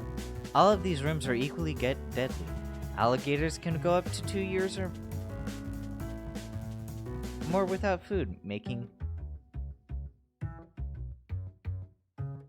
number 3 room what? Making room number 3 as deadly as what? Can go up to 2 years or more without food. The other 2 rooms should not require any explanation. At least according to this card. To be honest, I think the answer is debatable. So if it's don't worry, I'll still count it as the right answer for you. No need to get your tail caught in a door about it. Okay. Weird. Looks like this is going to be the last question. Just get it over with already. What is the approximate acceleration speed of a nose-diving flyer? I'll have to think about that one for a minute. I was just kidding. Is that like a Monty Python reference? I think that sounds Monty Python. I still could have calculated that. Okay, here's the real question. What is the only substance known to be lighter in its solid form compared to its liquid state? Water. That seems to be correct.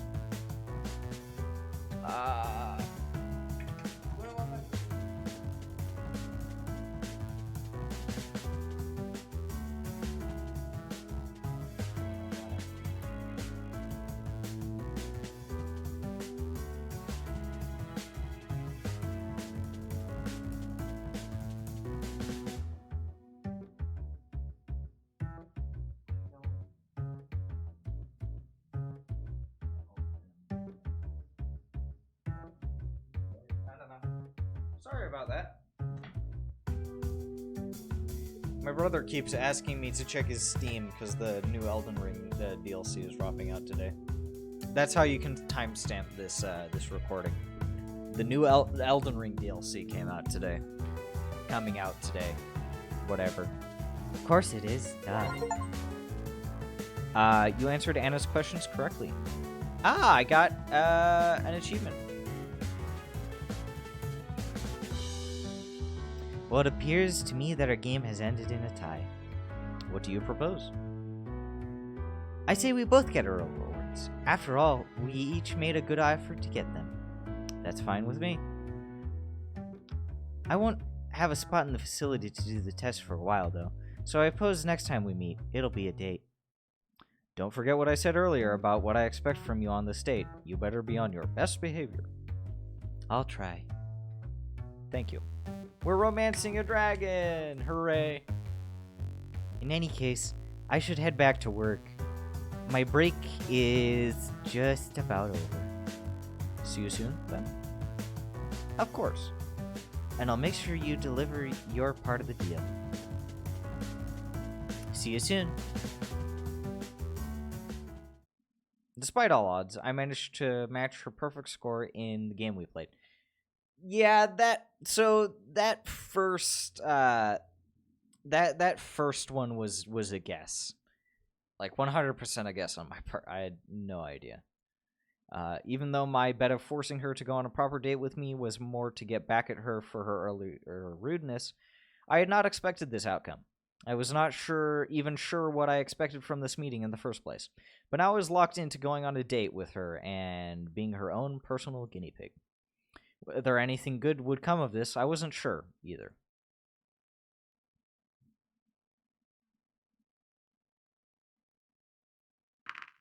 More free time, what should I do? I want to do Lorem.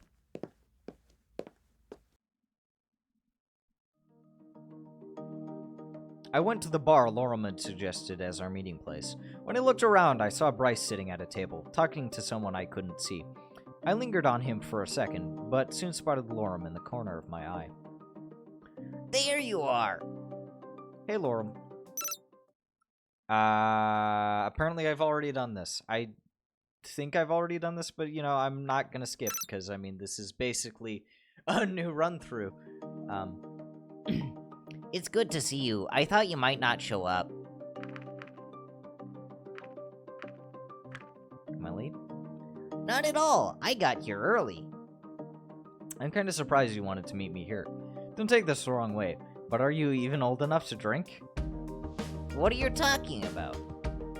Oh, I see. I can assure you I am a fully grown adult. My species doesn't get much bigger than this. Speaking of which, are you fully grown yet? How big do humans usually get, and how do you stack up comparatively speaking? Oh, and would you mind if I took some notes? Before we get to that, you haven't even told me what exactly all this is for. Are you sure you're not a reporter? If I was, Sebastian wouldn't have let me meet you in the first place. And I thought the uniform was just a clever disguise. It's real, though. Sebastian knows I work for the local post office. Oh, shit.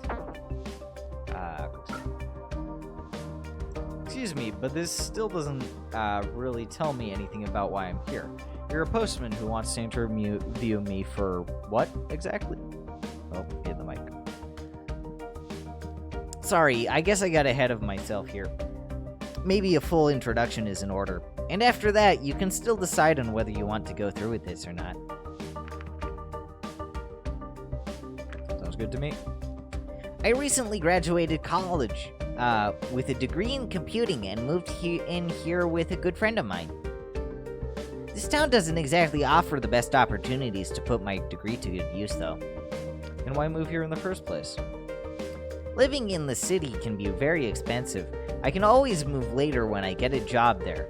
I've got other plans right now, though. I'm working on a video game.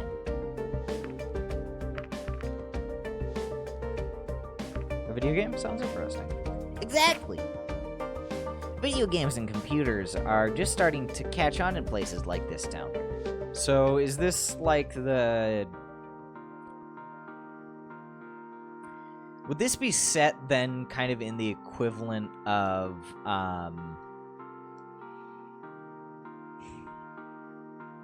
like the late 90s, I want to say?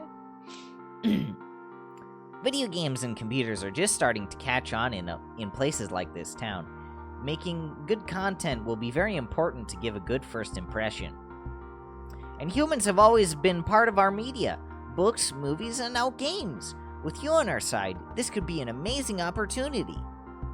Well, oh, maybe this wasn't such a good idea after all. why? I don't know, you don't seem so thrilled about doing this anymore. Besides, your job must be really stressful, and you're probably already in the spotlight all the time.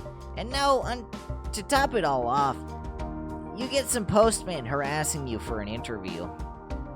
If you want to leave, I'd get that. Well, I'm already here and have nothing else to do, so let's make the most of this. I don't know where he's getting that from. Yes, thank you. At least I won't have to be so careful now. With a reporter, I'd have to worry about things being misinterpreted or taken out of context. You still have to worry about normal people. You should still be careful. What you tell me now will influence how your entire species will be represented in my game. Don't worry though, I'll treat this delicate matter with the required finesse. I'm sure. How should we do this? Let me think. Why do you want to make this game in the first place? I've always wanted to make a video game. I've had this idea for a while, and it seems now is the right time to do it. It's almost as if you had arrived at the perfect moment. I don't know. Don't you think my visit will overshadow your efforts? People may not be so interested in playing a game about humans anymore if they had a real one show up. Good point, but the vast majority won't get to meet you personally. Yeah, that's true. I agree with Lorem in this. Anyway, if I say I did and modeled the humans in the game after you, people will flock to it and get a similar experience.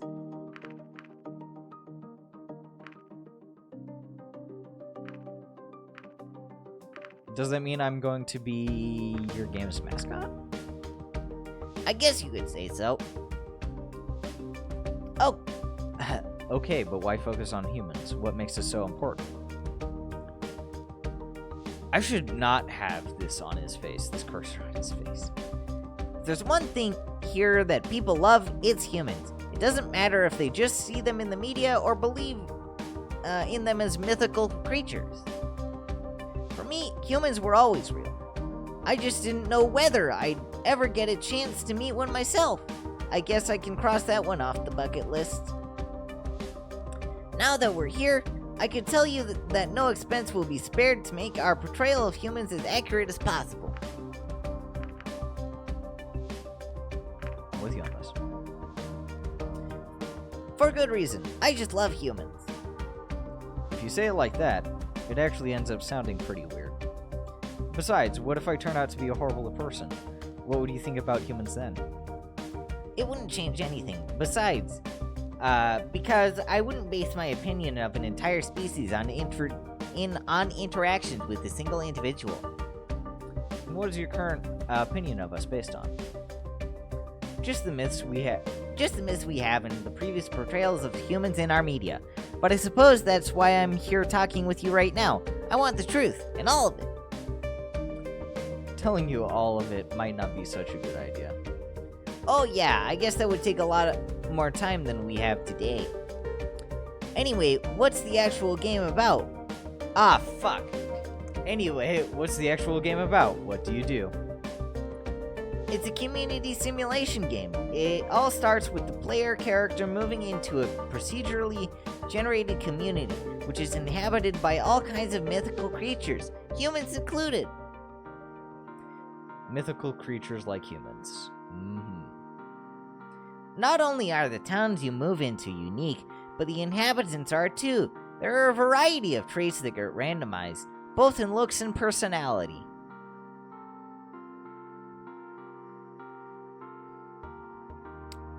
Quick response to something. 1 sec.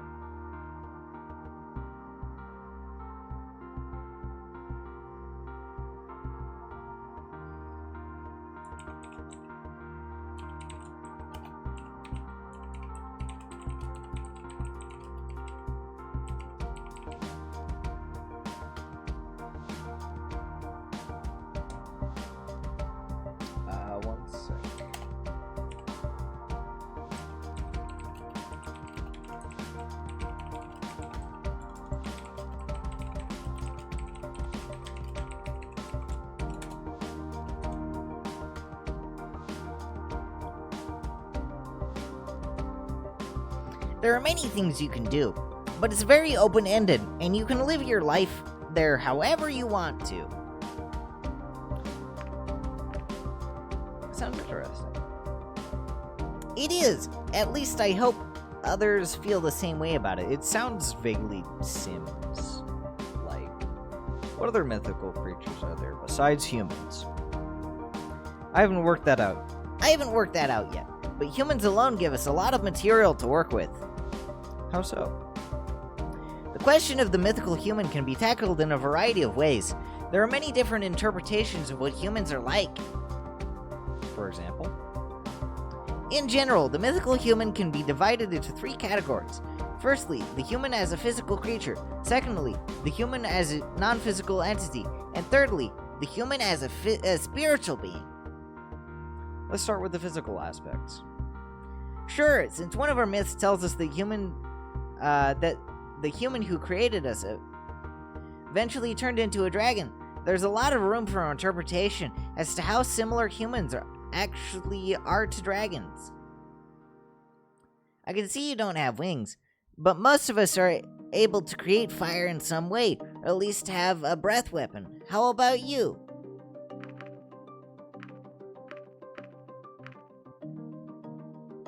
I can rub 2 sticks together to make fire. Does that count? Not really. Having hands that are dexterous enough to do that is remarkable, though. It is a bit strange, though, because our myths also say that you gave that ability to us. Interesting. Maybe it's meant to be taken literally, meaning that when that ability was given to us, you lost it. Or maybe we never had it in the first place. Humans are known to have created a lot of things out of nothing. After all, we only needed to discover how to create and use fire because we didn't have a natural ability to do so. We have a proverb that sums this up pretty well. What is it? Necessity is the mother of invention. Yeah. Oop. Bump the mic. So the lack of natural abilities drove innovation forward. What an interesting thought. Here's another thing. You may have many different images of humans, but in the end, only one can be right. It's also possible that what you've been led to believe about humans doesn't actually refer to us at all. Are you implying that you aren't human? No, I'm just saying that if you really had been in contact with humans before, as your myths imply, they would need to belong to the same species as me, and thus be very similar to myself. If they aren't, then either they weren't humans at all, or have very different origins. So you're saying there is a possibility that our humans and your humans may be something different altogether? I suppose you are right in the way that our images of humans are very inconsistent. They certainly can't all be humans in the same way that we would refer to a single species. The name should probably be reserved for yours. And we haven't even touched on the other 2 categories of humans. What did you call them again? Non-physical human entities and spiritual humans. What's the difference? Honestly, the definitions get a bit muddled here. I'm going by conventional belief. A ghost could be a human who has died and thus changed into a different form. We would call this a spiritual human. An angel, on the other hand, will be classified as a non-physical entity. What do you know about angels? Angels basically look like humans with wings. Their existence in ancient scripts was used to lend some credence to the theories about humans having become dragons. Because of the wings? Exactly! Oh, my throat. But some of your dragon species don't have wings either. Yes, as I said, once you start delving into that kind of stuff, it all becomes very convoluted. When we met, you also told me something about a 4-headed human. Right, with that, we'd get into the realm of a creature that just doesn't make much sense at all.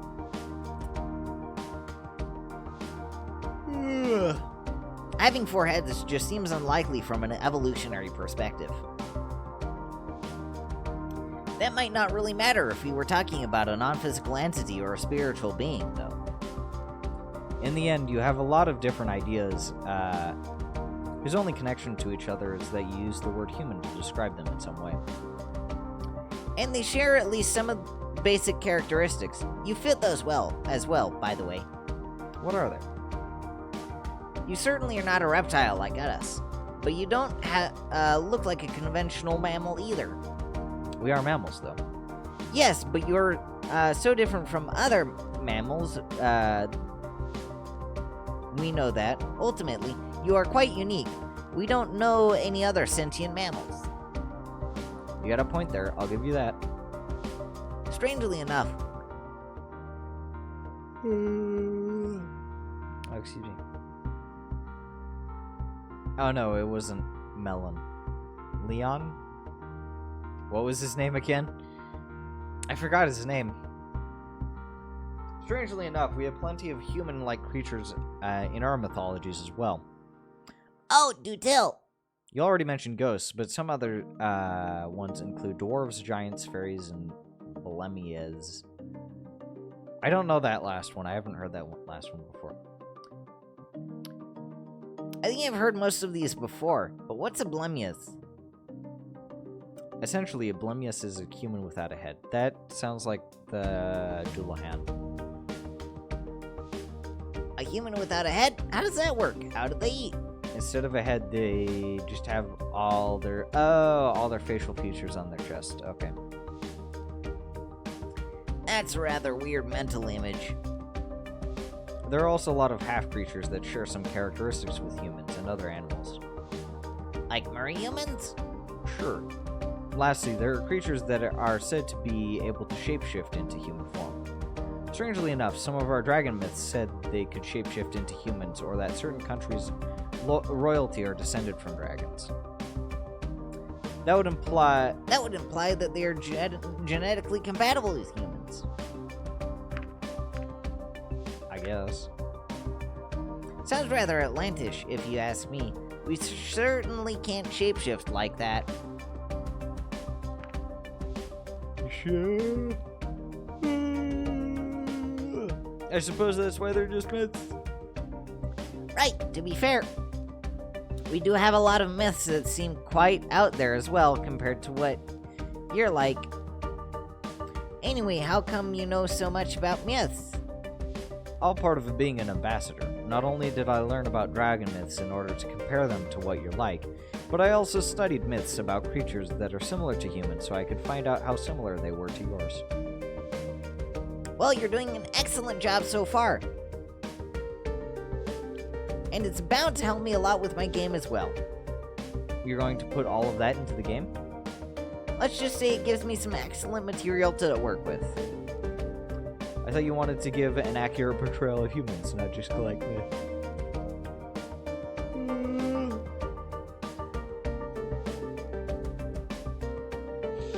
Yeah.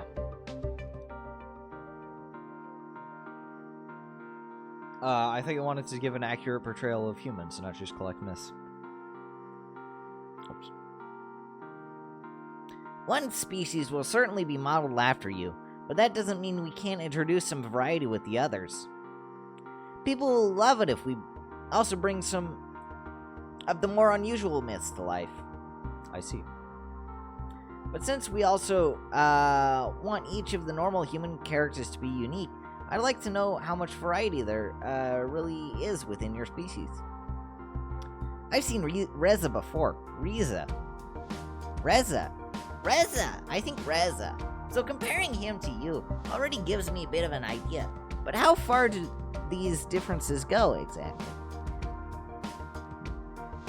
When we arrived here, you asked me if I was old enough to drink. That leads me to believe that your average human must be a lot taller. That's true. You could say a Reza would be about average height for average for an adult. Not that it would be impossible to get a good deal bigger than him or even smaller than you, but those cases are rather rare and usually the result of medical conditions. I see. What about colors? Are there any humans who are blue like me? Not really. There is a certain spectrum of colors that can be lighter or darker, but so far I've seen a lot more variety in the dragons here. We do have quite a number of different eye colors, though. Interesting. As for things that aren't immediately visible, we also have different blood types, but I assume you know about that. We certainly have those as well. Some people even believe your blood type influences your personality. That, on the other hand, is news to me. News to me as well. Man, I hadn't fucking heard about that before. Anything else you want to know? Phew, we already got so much. I'll have to think about if and how we can work all this into the game. Have you worked on any other games before? I worked on a few small projects during the course of my studies and also interned at a studio before. This is on a completely different level, though. How so? It's my game, so I'm the one calling the shots here. It's a very different thing than just making a few graphics when you're a part of a bigger team, for sure.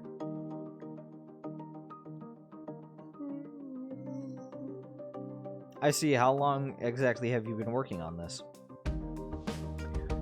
Must be several months now. I've got everything planned out and a lot of the groundwork has already been done. The most difficult things are the characters themselves, and to make sure all of the details are accurate. Of course. Have you shown the game to other people yet? Sure, feedback is a very important part of the development process. So I regularly gather ideas and opinions from others. I even made a website to do this. And what do they say? All kinds of things, really. Sometimes it's hard to decide which ones have a good point and which can be disregarded. Overall, it seems there are many people who are looking forward to play my game, though. How many were we talking about? I don't know exactly. The counter on my website only tracks the number of visits, so I don't actually know how many different people there are. What if it doesn't work out? What do you mean? Well, you're investing a certain amount of time and money into this game. Ideally, you would make back your investment and hopefully get some profit on top of that. If the goal is to make money, sure. However, I just wanted to try my hand at doing something like this. If some people are really going to enjoy the end result, that's great. Don't forget that I'll also have made something that I can put on my resume. At the very least, it'll have been a good learning experience. That attitude, I suppose you really don't have anything to lose. I can always look for another job. And maybe I'll end up working at a game studio. But I think once I've started doing something like that, I might not get this opportunity again. So it's now or never, huh? In a nutshell, yes. Lorem, that's his name. And that all works out with your career job? Sure, I can support myself this way, and I'm not really under any pressure, since I don't have any deadlines to keep.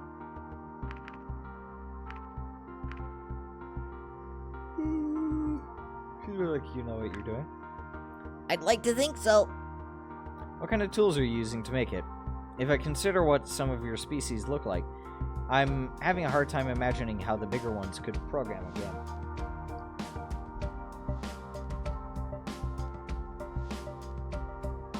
Well, we do have devices tailored to each individual species. I can't deny that my dexterous hands make it a lot easier to compare to some of the others. One downside is that I have to keep my nails short, or else using the keyboards gets a bit cumbersome. I imagine you'd have to be careful with those while working as a courier anyway. You're right about that. One wrong move and you've suddenly shredded the letter you were going to hand to someone.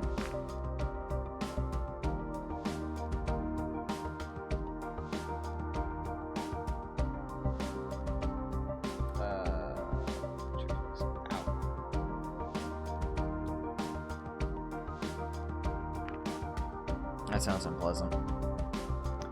Luckily, that thing doesn't really happen to me anymore. Not only because of the shorter nails, but once you've worked there for a while, you just learn to be more careful. It's a bit sad not having them as a natural letter opener anymore, though. And it's not just for me. Some people ask me to open their letters for them, since doing that on their own can be difficult for some of the less dexterous and older ones. Have you been working as a courier for long? I just got this job a few months ago, but I had a part-time summer job at the post office when I was growing up. My species is perfectly suited for the job, so they were glad to have me on board. Why's that? Of course, being able to fly is a big plus. My size means I can't deliver any big packages, but I often get assigned to urgent letters that have to be delivered as soon as possible. Huh, it's getting late. Maybe we should leave it at that for the day. Yeah, I should probably head back to my apartment before it gets too dark.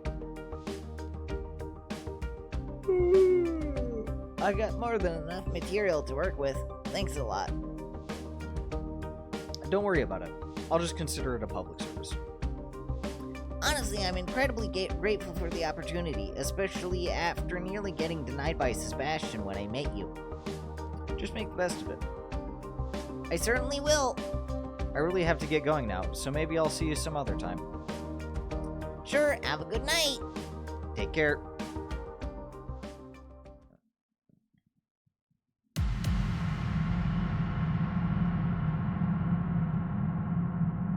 Duty Chapter 2.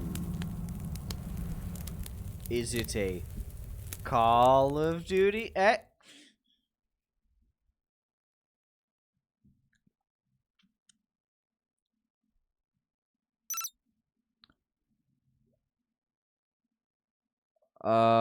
My records indicate you have already experienced this. Don't skip ahead, as you wish. Another day, another morning.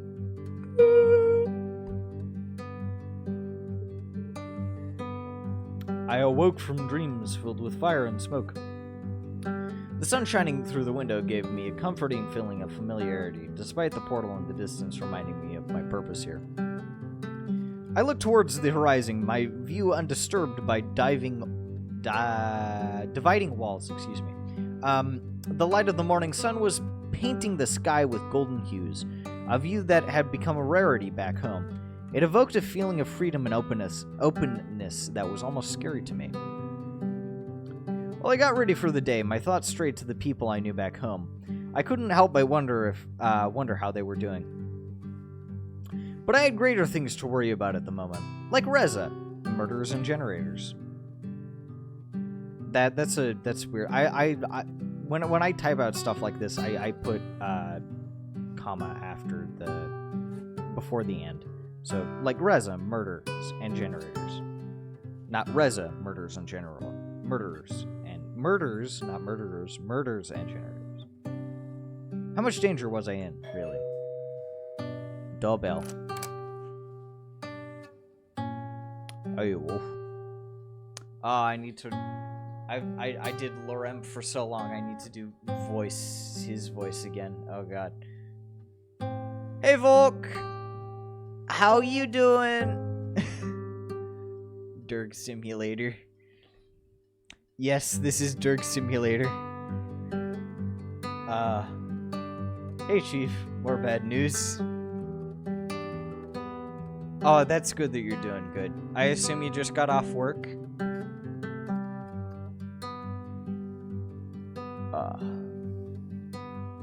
Yeah. Not quite, unless you count Reza still being missing as bad news. But that's kinda why I'm here.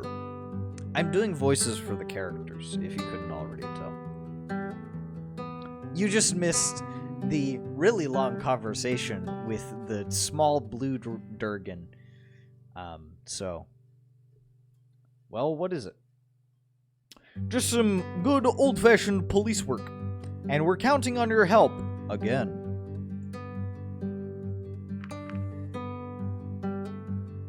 Sure, sign me up. Great. We obtained a list of places Reza visited in the days before he vanished. We'll check those out, maybe find a lead. And you might help us understand his motivations or give us some context to his actions. Volk, are you familiar with this game? I can certainly try. I'm sure you'll do a great job. Are you familiar with this game? Do you have this game? Never heard of it. Okay, that's fair. So I've played this game once before, but it was probably 2-ish years ago. Well over 2 years ago, actually, now that I think about it. So this is basically a new run-through. However, I was not able to delete any of the progress from my previous game. So there's an ending that I've completed. One ending, just one ending that I've completed. That I think it's supposed to have repercussions on future games. So, I'm kind of stuck with that for now. That is reassuring. Are you ready to go? Sure, let's go. There's a couple of places we can check out. Let's see where we should go first. While Bryce focused on his list, I saw someone approach out of the corner of my eye. A closer look revealed that it was Sebastian, of course, waving his arm in an attempt to get our attention as he ran toward us, his face grave. Also, do you have any questions, comments, concerns about the game or what's going on or anything like that? Also, just a heads up, I won't be streaming tomorrow. Just in case you were wondering. So, waving his arm in an attempt to get our attention as he ran towards us, his face grave. Sebastian is hard to voice for me. I find it hard to give him a voice. My throat's also a little sore. Against TOS for Twitch stream. Was it amorous? Because that... Yes, okay. Yeah. Funny furry porn game. I heard that one of the artists for that was kind of a shit person though. So, I don't think I'm going to end up playing that game. There you are, Chief. I was looking for you. What are you doing here? Don't tell me there's another dead person. Sorry, Chief. There is. Damn it. Guess it's going to be one of those days. Yeah. Looks that way. Yeah, that's fair, but I don't think I'm going to be playing the game kind of because of that.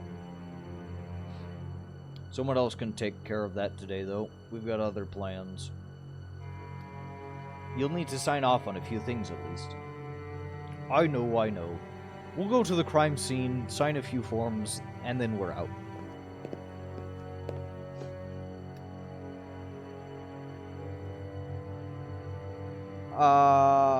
Fuck. Okay, when we arrived at the scene, I saw the poor victim next to one of the houses. The obligatory sheet that was draped over him provided a modicum of discretion, but did nothing to hide the crime that had occurred. Alright, give me the story. It's an interesting one, for sure. The wounds match those of the last victim, so a similar, if not identical, murder weapon is likely. The victim? Maintenance person for this area, and the electricity is out. The power goes out, the maintenance guy shows up, and is killed before he can fix the problem. At least that's my theory. So the power for the whole block is out. That is correct. We should get that fixed as soon as possible. We don't need civilians showing up around here complaining about it, sitting in the dark. Good point. Bryce's snout wrinkled with distaste as he glanced over Sebastian's sword. Damn, not again. What is it? Ah, fuck, Maverick. Okay. We don't like Maverick. What are you doing here, Maverick? A second victim, huh? This is an official investigation, so you better not cross that police line. Shunned by my own colleagues. This is ridiculous. You know how it is. Rules are rules. And without rules, murders like this one would be allowed to happen and go unpunished. Have your fun without me, then. Zoom! What do you think he wanted here, Chief? That's an easy one. To do his own investigation, just like he said he would. I shouldn't be surprised he showed up, but I guess we're lucky we arrived before he did. I agree. We better check out that power outage now.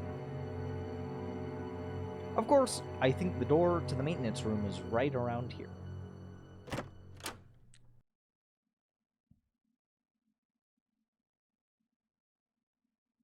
Got your flashlight, Seb? Always, Chief. You should go first then. I don't have my stuff here. Besides, putting on that head mount is such a hassle. I remember. You always complain about that every time it comes up. There, that should do the trick. We gonna find another dead body? You stay behind me, Wolf. Alright? Okay.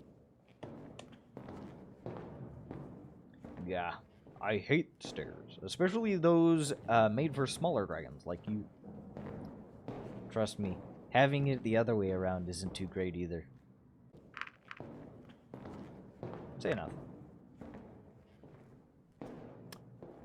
This kind of reminds me of when we found that underground base, or whatever it was. Remember, Chief? How could I not? It wasn't that long ago. Underground base?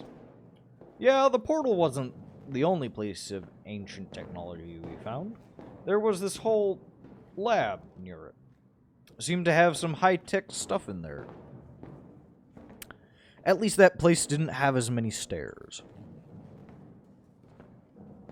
Wait, so you not only found the portal, but a whole facility along with it? Yes, but we're not sure how much the two are actually related. We spent all that time studying the portal and barely got any where with it. This stuff is just beyond what we know. Here we are.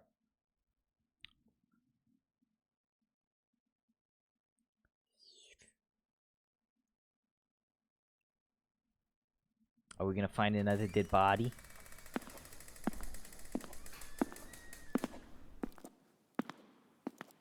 Ugh, this is super dark.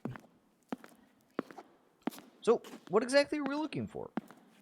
Whatever is causing the power outage. If we don't find the cause, we should at least be able to get the backup running.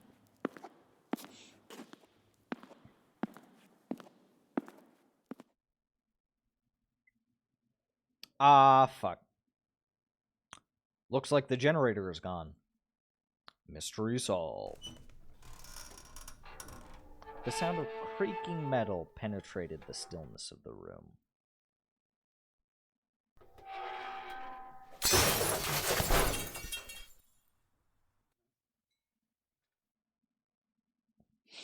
I looked above toward the source of the noise as it grew louder, and in the next instant I was pushed sideways and fell to the ground, just barely avoiding the giant light fixture that fell from the ceiling and shattered into countless pieces alongside me.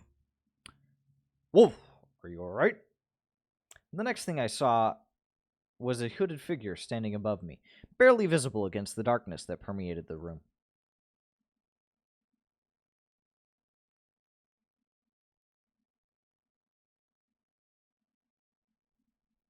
Cloak. The figure crouched down next to me, its mask hovering right up in front of my face. There we go. Merely a whisper reached my ears when it spoke. Be careful, Wolf. Oh no! Then, the figure dashed towards the stairs. Running! Where are you going? That's not me. Don't move! Oh, she's going up the stairs. Got it. Pew pew pew pew pew pew pew pew pew pew pew pew pew.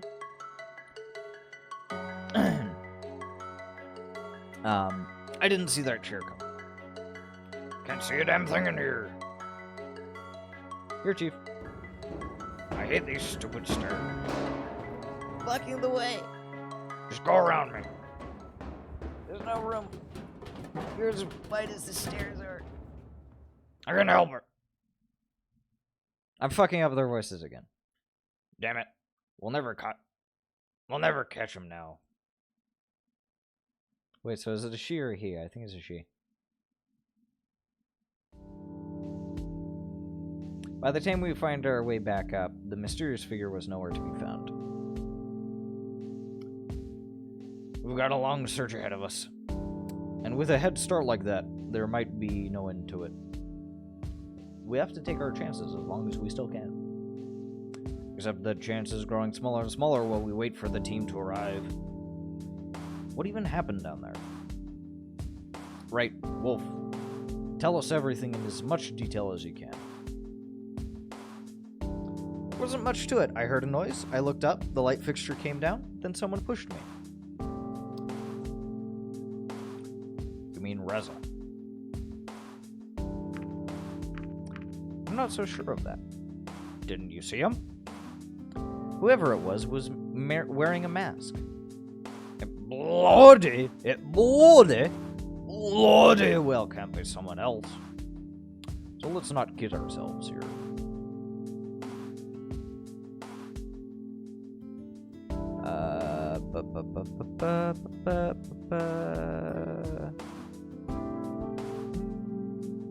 Quick check at something. Wait a minute. When we were down there, didn't you refer to him as she? Did I? I don't know. Maybe you just heard it wrong. Maybe. Why would he wear that whole getup, though? I didn't want to be recognized, I assume. That's a bad excuse when there are only 2 humans here. This whole thing doesn't make any sense. Let's take a step back and look at the bigger picture. Your earlier theory about what happened was pretty sound, Sebastian. Let's go with that and add a bit, the bit about the generator being stolen. So, now the question is, who has a motive for stealing a generator? I think it's Reza has one. Right! Who else would need to steal a generator when those who live here could either buy or simply request one? Not to mention, Reza was the one who arranged the diplomatic trade for the generators in the first place. I can't deny the fact that your generators are pretty important to us, but resorting to murder? We all saw the human figure running away.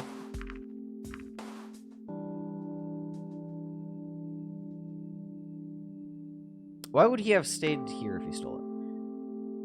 A generator was already gone when we got here, and the person in question wasn't carrying it either. Perhaps it was a case where the criminal has returned to the crime scene. For this kind of crime, I'd say no, but who knows? Maybe our rules just don't apply anymore. What do you mean? No offense, but ever since you 2 humans arrived, there have been a lot of strange things going on. This place used to be a quiet town.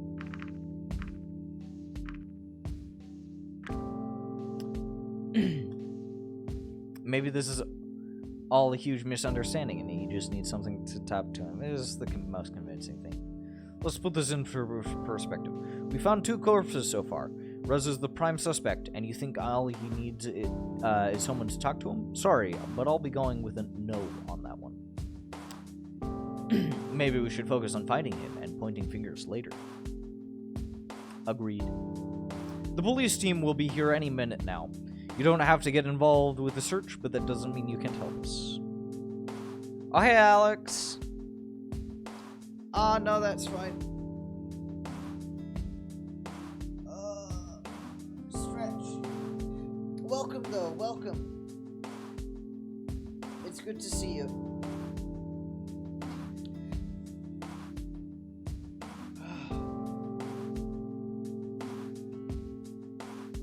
My body's a little bit sore. I've been doing good. How have you been? What do you want me to do? I've also been voicing the characters in this, or at least I've been attempting to. Oh, that's good. we still have a list of places where we were going to check, remember? We can't go now. The search takes priority. Of course, we'll still check out those places after we're done here. But if you go on your own, you can speed up the process. You could even find a lead for us. Who knows? Sure thing. Great!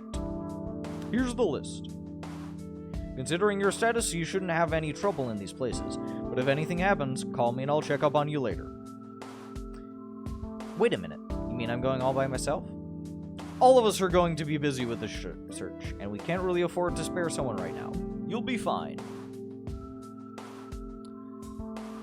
Alex, do you have any comments, questions, concerns about what's going on, or the game, or anything like that?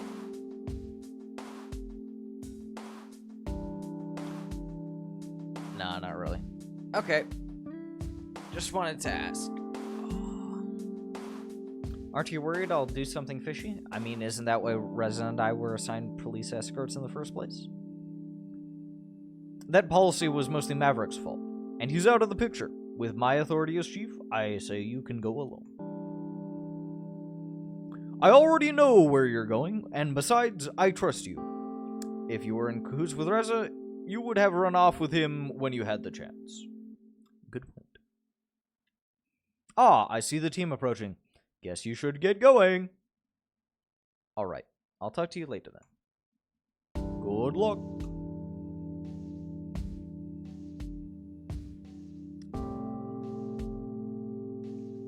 It was a relief to leave the crime scene, considering all that had happened. When I reached into my pocket and took a look at the list, however, I found something unexpected. It was a small piece of paper with the word Tatsu written on it. How did it get there? Ugh. Scary masked figure. It was a relief to leave the crime scene, considering all that had happened. When I reached into my pocket to take a look at the list, however, I found something unexpected. It was a small piece of paper. Wait, no. Why am I rereading that? No. My earlier encounter with the masked person was the only time today someone was close enough to smuggle something into my pocket. I figured if someone like Bryce tried to do something like that, I definitely would have noticed. As for Tatsu, the only related thing I could think of was Tatsu Park, which I had come across when I went to the police station the other day. Even if that park was the place the mysterious paper referred to, I didn't know if it was actually a good idea to visit. The masked person may have saved me from the falling light fixture, but if it was Reza, it would mean following someone who was also the prime suspect of 2 murders. I also had to consider the list of places Reza had been to. A local grocery store, the production facility we had visited, and the library were the 3 places closest to here. Certainly was going to be a busy day, and I knew I wouldn't have the time to visit all of them. 1 second.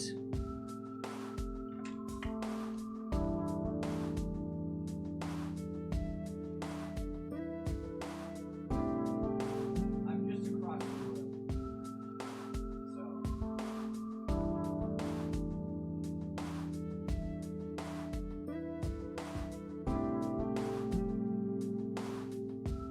Hold on a second.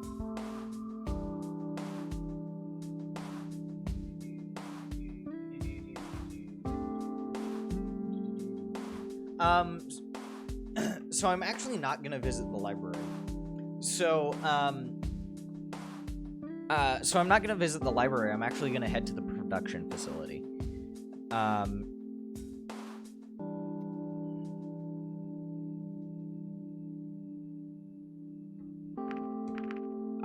Because I've kind of started. So this game I think is vaguely dating sim-ish, and I've kind of already started the I guess the dating aspect with one of the characters, and I kind of want to follow it through to the end. And they work at the production facility. Reza was allegedly here at some point. Maybe I should ask Anna. Anna is the one. Hello? Anybody here? Lizard! Can I help you? I was just looking for Anna. This is her lab, right? Why don't I ever get any recognition? This is my lab as much as hers. Either way, Anna's not here. Would that be all? Since you work here, maybe you can help me instead. Oh, of course. First, Anna isn't here, so you'll have to settle for me. I see how it is. That's not what I meant. Of course. Let's just get this over with. You could start by telling me who you are. Here's the short version. My name is Damien. I work in this facility, and I am unfortunate enough to live the nightmare of having to deal with Anna on a daily basis. Nice to meet you. Kind of dating it. It's a visual novel, and I think most visual novels incorporate it anyways. Nice to meet you too. And you are? You don't know who I am?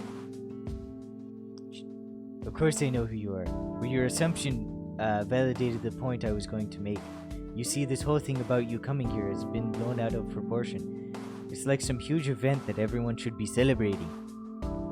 Newsflash, not everyone cares. Once both of you are gone, life will return to normal, and we can all go back to what we actually should be doing. I imagine a lot of this has to do with those human myths you have. Ah, shit. I can only reiterate, not everyone cares. What exactly did you want again? Has Reza been here recently? Do you know anything about Reza's visits to this facility?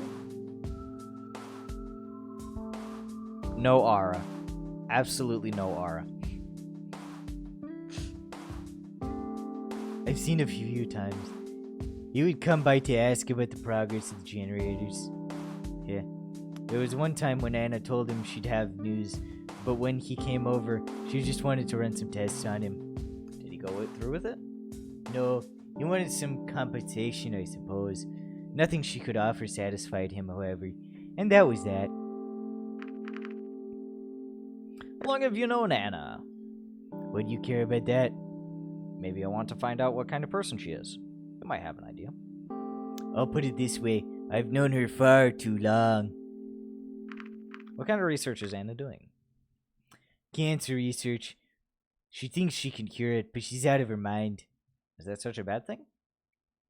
The way she does it, yes, she's wasting resources that could be better spent on projects with an actual chance of success. What kind of research are you doing? Right now, guess who got tasked with running all those tests on your blood? You did. That's right. While she goes out and does whatever the heck she wants, I get to keep an eye on the apartment. Apartment? Experiment.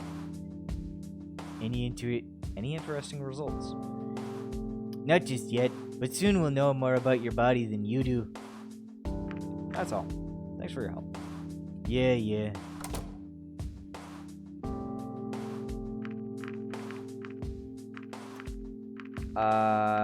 Some more time left. Visit the grocery store. I wanna run into Anna. I entered the store, the sound of a bell alerting the staff to my arrival. Seeing the patrons browse the shelves, neatly stocked with wares of all kinds, evoked some feelings of nostalgia and normalcy to me. This must be the store Reza's been shopping at. Yo, Green Lizard Man. Who's he talking to? I think I've seen her before. I'm sorry, this prescription has expired. I can't fill it like this. You'll need to tell your parents to visit the doctor so he can write you a new one. She turned around, nearly running into me when she suddenly bolted toward the door. Hello, Wolf. How can I help you? You know who I am? How could I not? Everybody knows about you. Anyway, how can I help you? I'm trying to do a weird, dude bro type. I I need to really get stoner vibes, man. Stoner vibes, stoner. Cause he looks a bit more stoner. Of course I do. It's only been a few days since he was last here. Sounds like a little unusual, but can you tell me what he bought? Are you asking about last time or every time he came here? Both, I suppose. He came here more than once. He's been visiting pretty regularly, now that I think about it. Interesting. I can look up his purchases if you like. It would be really helpful. Shouldn't be too hard. Just give me a second. Stoner works better than dude, bro. I watched him carefully navigate the register's button, soon followed by the sound of the attached printer. There you go. Receipts from all its purchases. Well, that was easy. Since the government takes care of all his purchases, they're filed separately. It was simple to pull them up.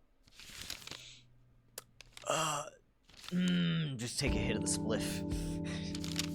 Looks like he bought mostly food and snacks, sometimes magazines. But why was he buying lemons every single time?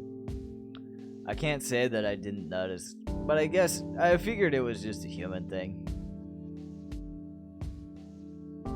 Yes, dragon. Strange, in any case. There was more information than I expected. You have my thanks. You're welcome. Who was that girl? You mean the girl? That's far. She comes in here to occasionally pick up her mother's prescription. Suppose that's all I can do here. The afternoon sun hung low in the sky, and I decided it was time to report my findings to the police. Brief call to the apartment, and I was on my way to an appointment with Sebastian. I will not skip. I'm not sure how my findings will help, but at least I have something. Look who we have here. Oh, it's this dick! I turned around to see Maverick. His intense gaze confirmed that there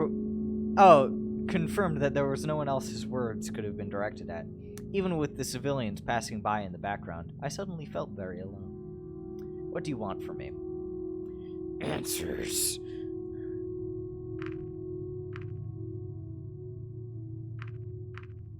Okay, then start talking. Just tell me one thing. Why? What is your goal in all of this? Why have you come here? You know why. We came as ambassadors for humanity and to oversee the trade we agreed on. No. That won't do. That's simply not true. You know it, and I know it. I just don't get why you can't be honest with me, even when you know no one else is listening. You know I can't touch you. If I did, it would be over for me. At least, as long as I don't have any proof. In the end, what difference does it make if I know? No one's gonna believe me anyway. Do you wish to kill me too, like Razor? Never do such a thing. Is that so? Tell me, why would an ambassador need such a dangerous tool in the first place? I know you claim to not have one of these things Reza injured me with, and you didn't have any when they searched you, but I guess it's too late for safety precautions at this point. This guy's voice fucks up my throat so fucking bad. You could have hidden one anywhere. That damn hurt, you know? Still be in the fucking hospital, man. But even worse than that was getting thrown aside by Bryce. I trust him, but after what happened, he doesn't trust me anymore. Now there's only you, the mystical, the special, the new. How much I wish I could make him see what I see. I could have saved the world with what I did that day, and it still wouldn't matter when no one believes me, just because I don't have any proof.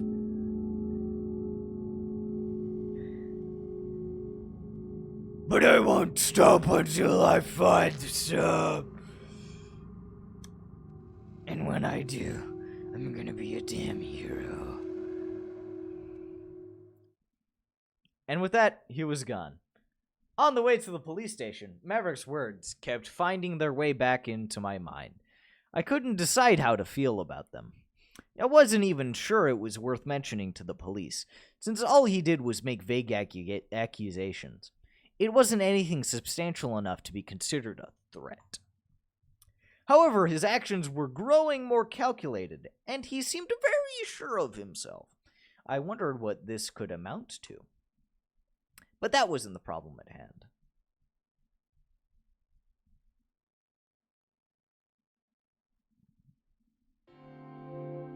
Hey, Wolf. Hey, Sebastian. I thought I'd meet you at the front desk. What are you doing in Bryce's office? He does have a nice office, doesn't he? The chairs are comfy. Is that the only reason we're here? The dragon gave a brief chuckle. Let's just say that any information pertaining to this case is important enough to warrant some privacy. I see. Will Bryce be here anytime soon? I don't think so. He's still outside looking for Reza.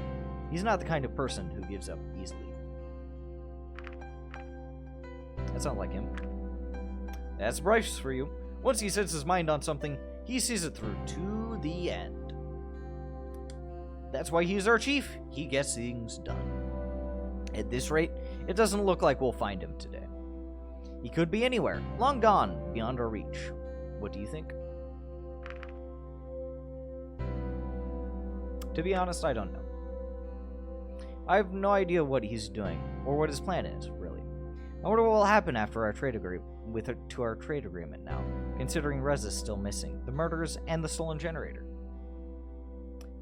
If Reza really is the murderer, then don't do that. What? Worry. You don't know what's at stake here. People are dead, Wolf. Do you think I don't know that? Reza may be our prime suspect, but he's also a missing person. For all we know, he could be a victim. Maybe someone is making him do this. My point is, we don't know the facts yet. What we need to do is find him and find the murderer. We'll find Reza and go from there. We'll figure it out. Thanks, Sebastian. Anyway, you said you had some information for us, so what did you find? The receipts you got are interesting. There might be some more to them, or they could just be a useful record of his eating habits. You never know what you might find out about a person, their habits, or their plans this way. I'm not sure if there's anything special about Anna wanting Reza's blood. I mean, she's a scientist, so it's only natural she'd be interested in something like that. We'd have to talk to her about it, though. Maybe she has some more details for us. Well done, Wolf.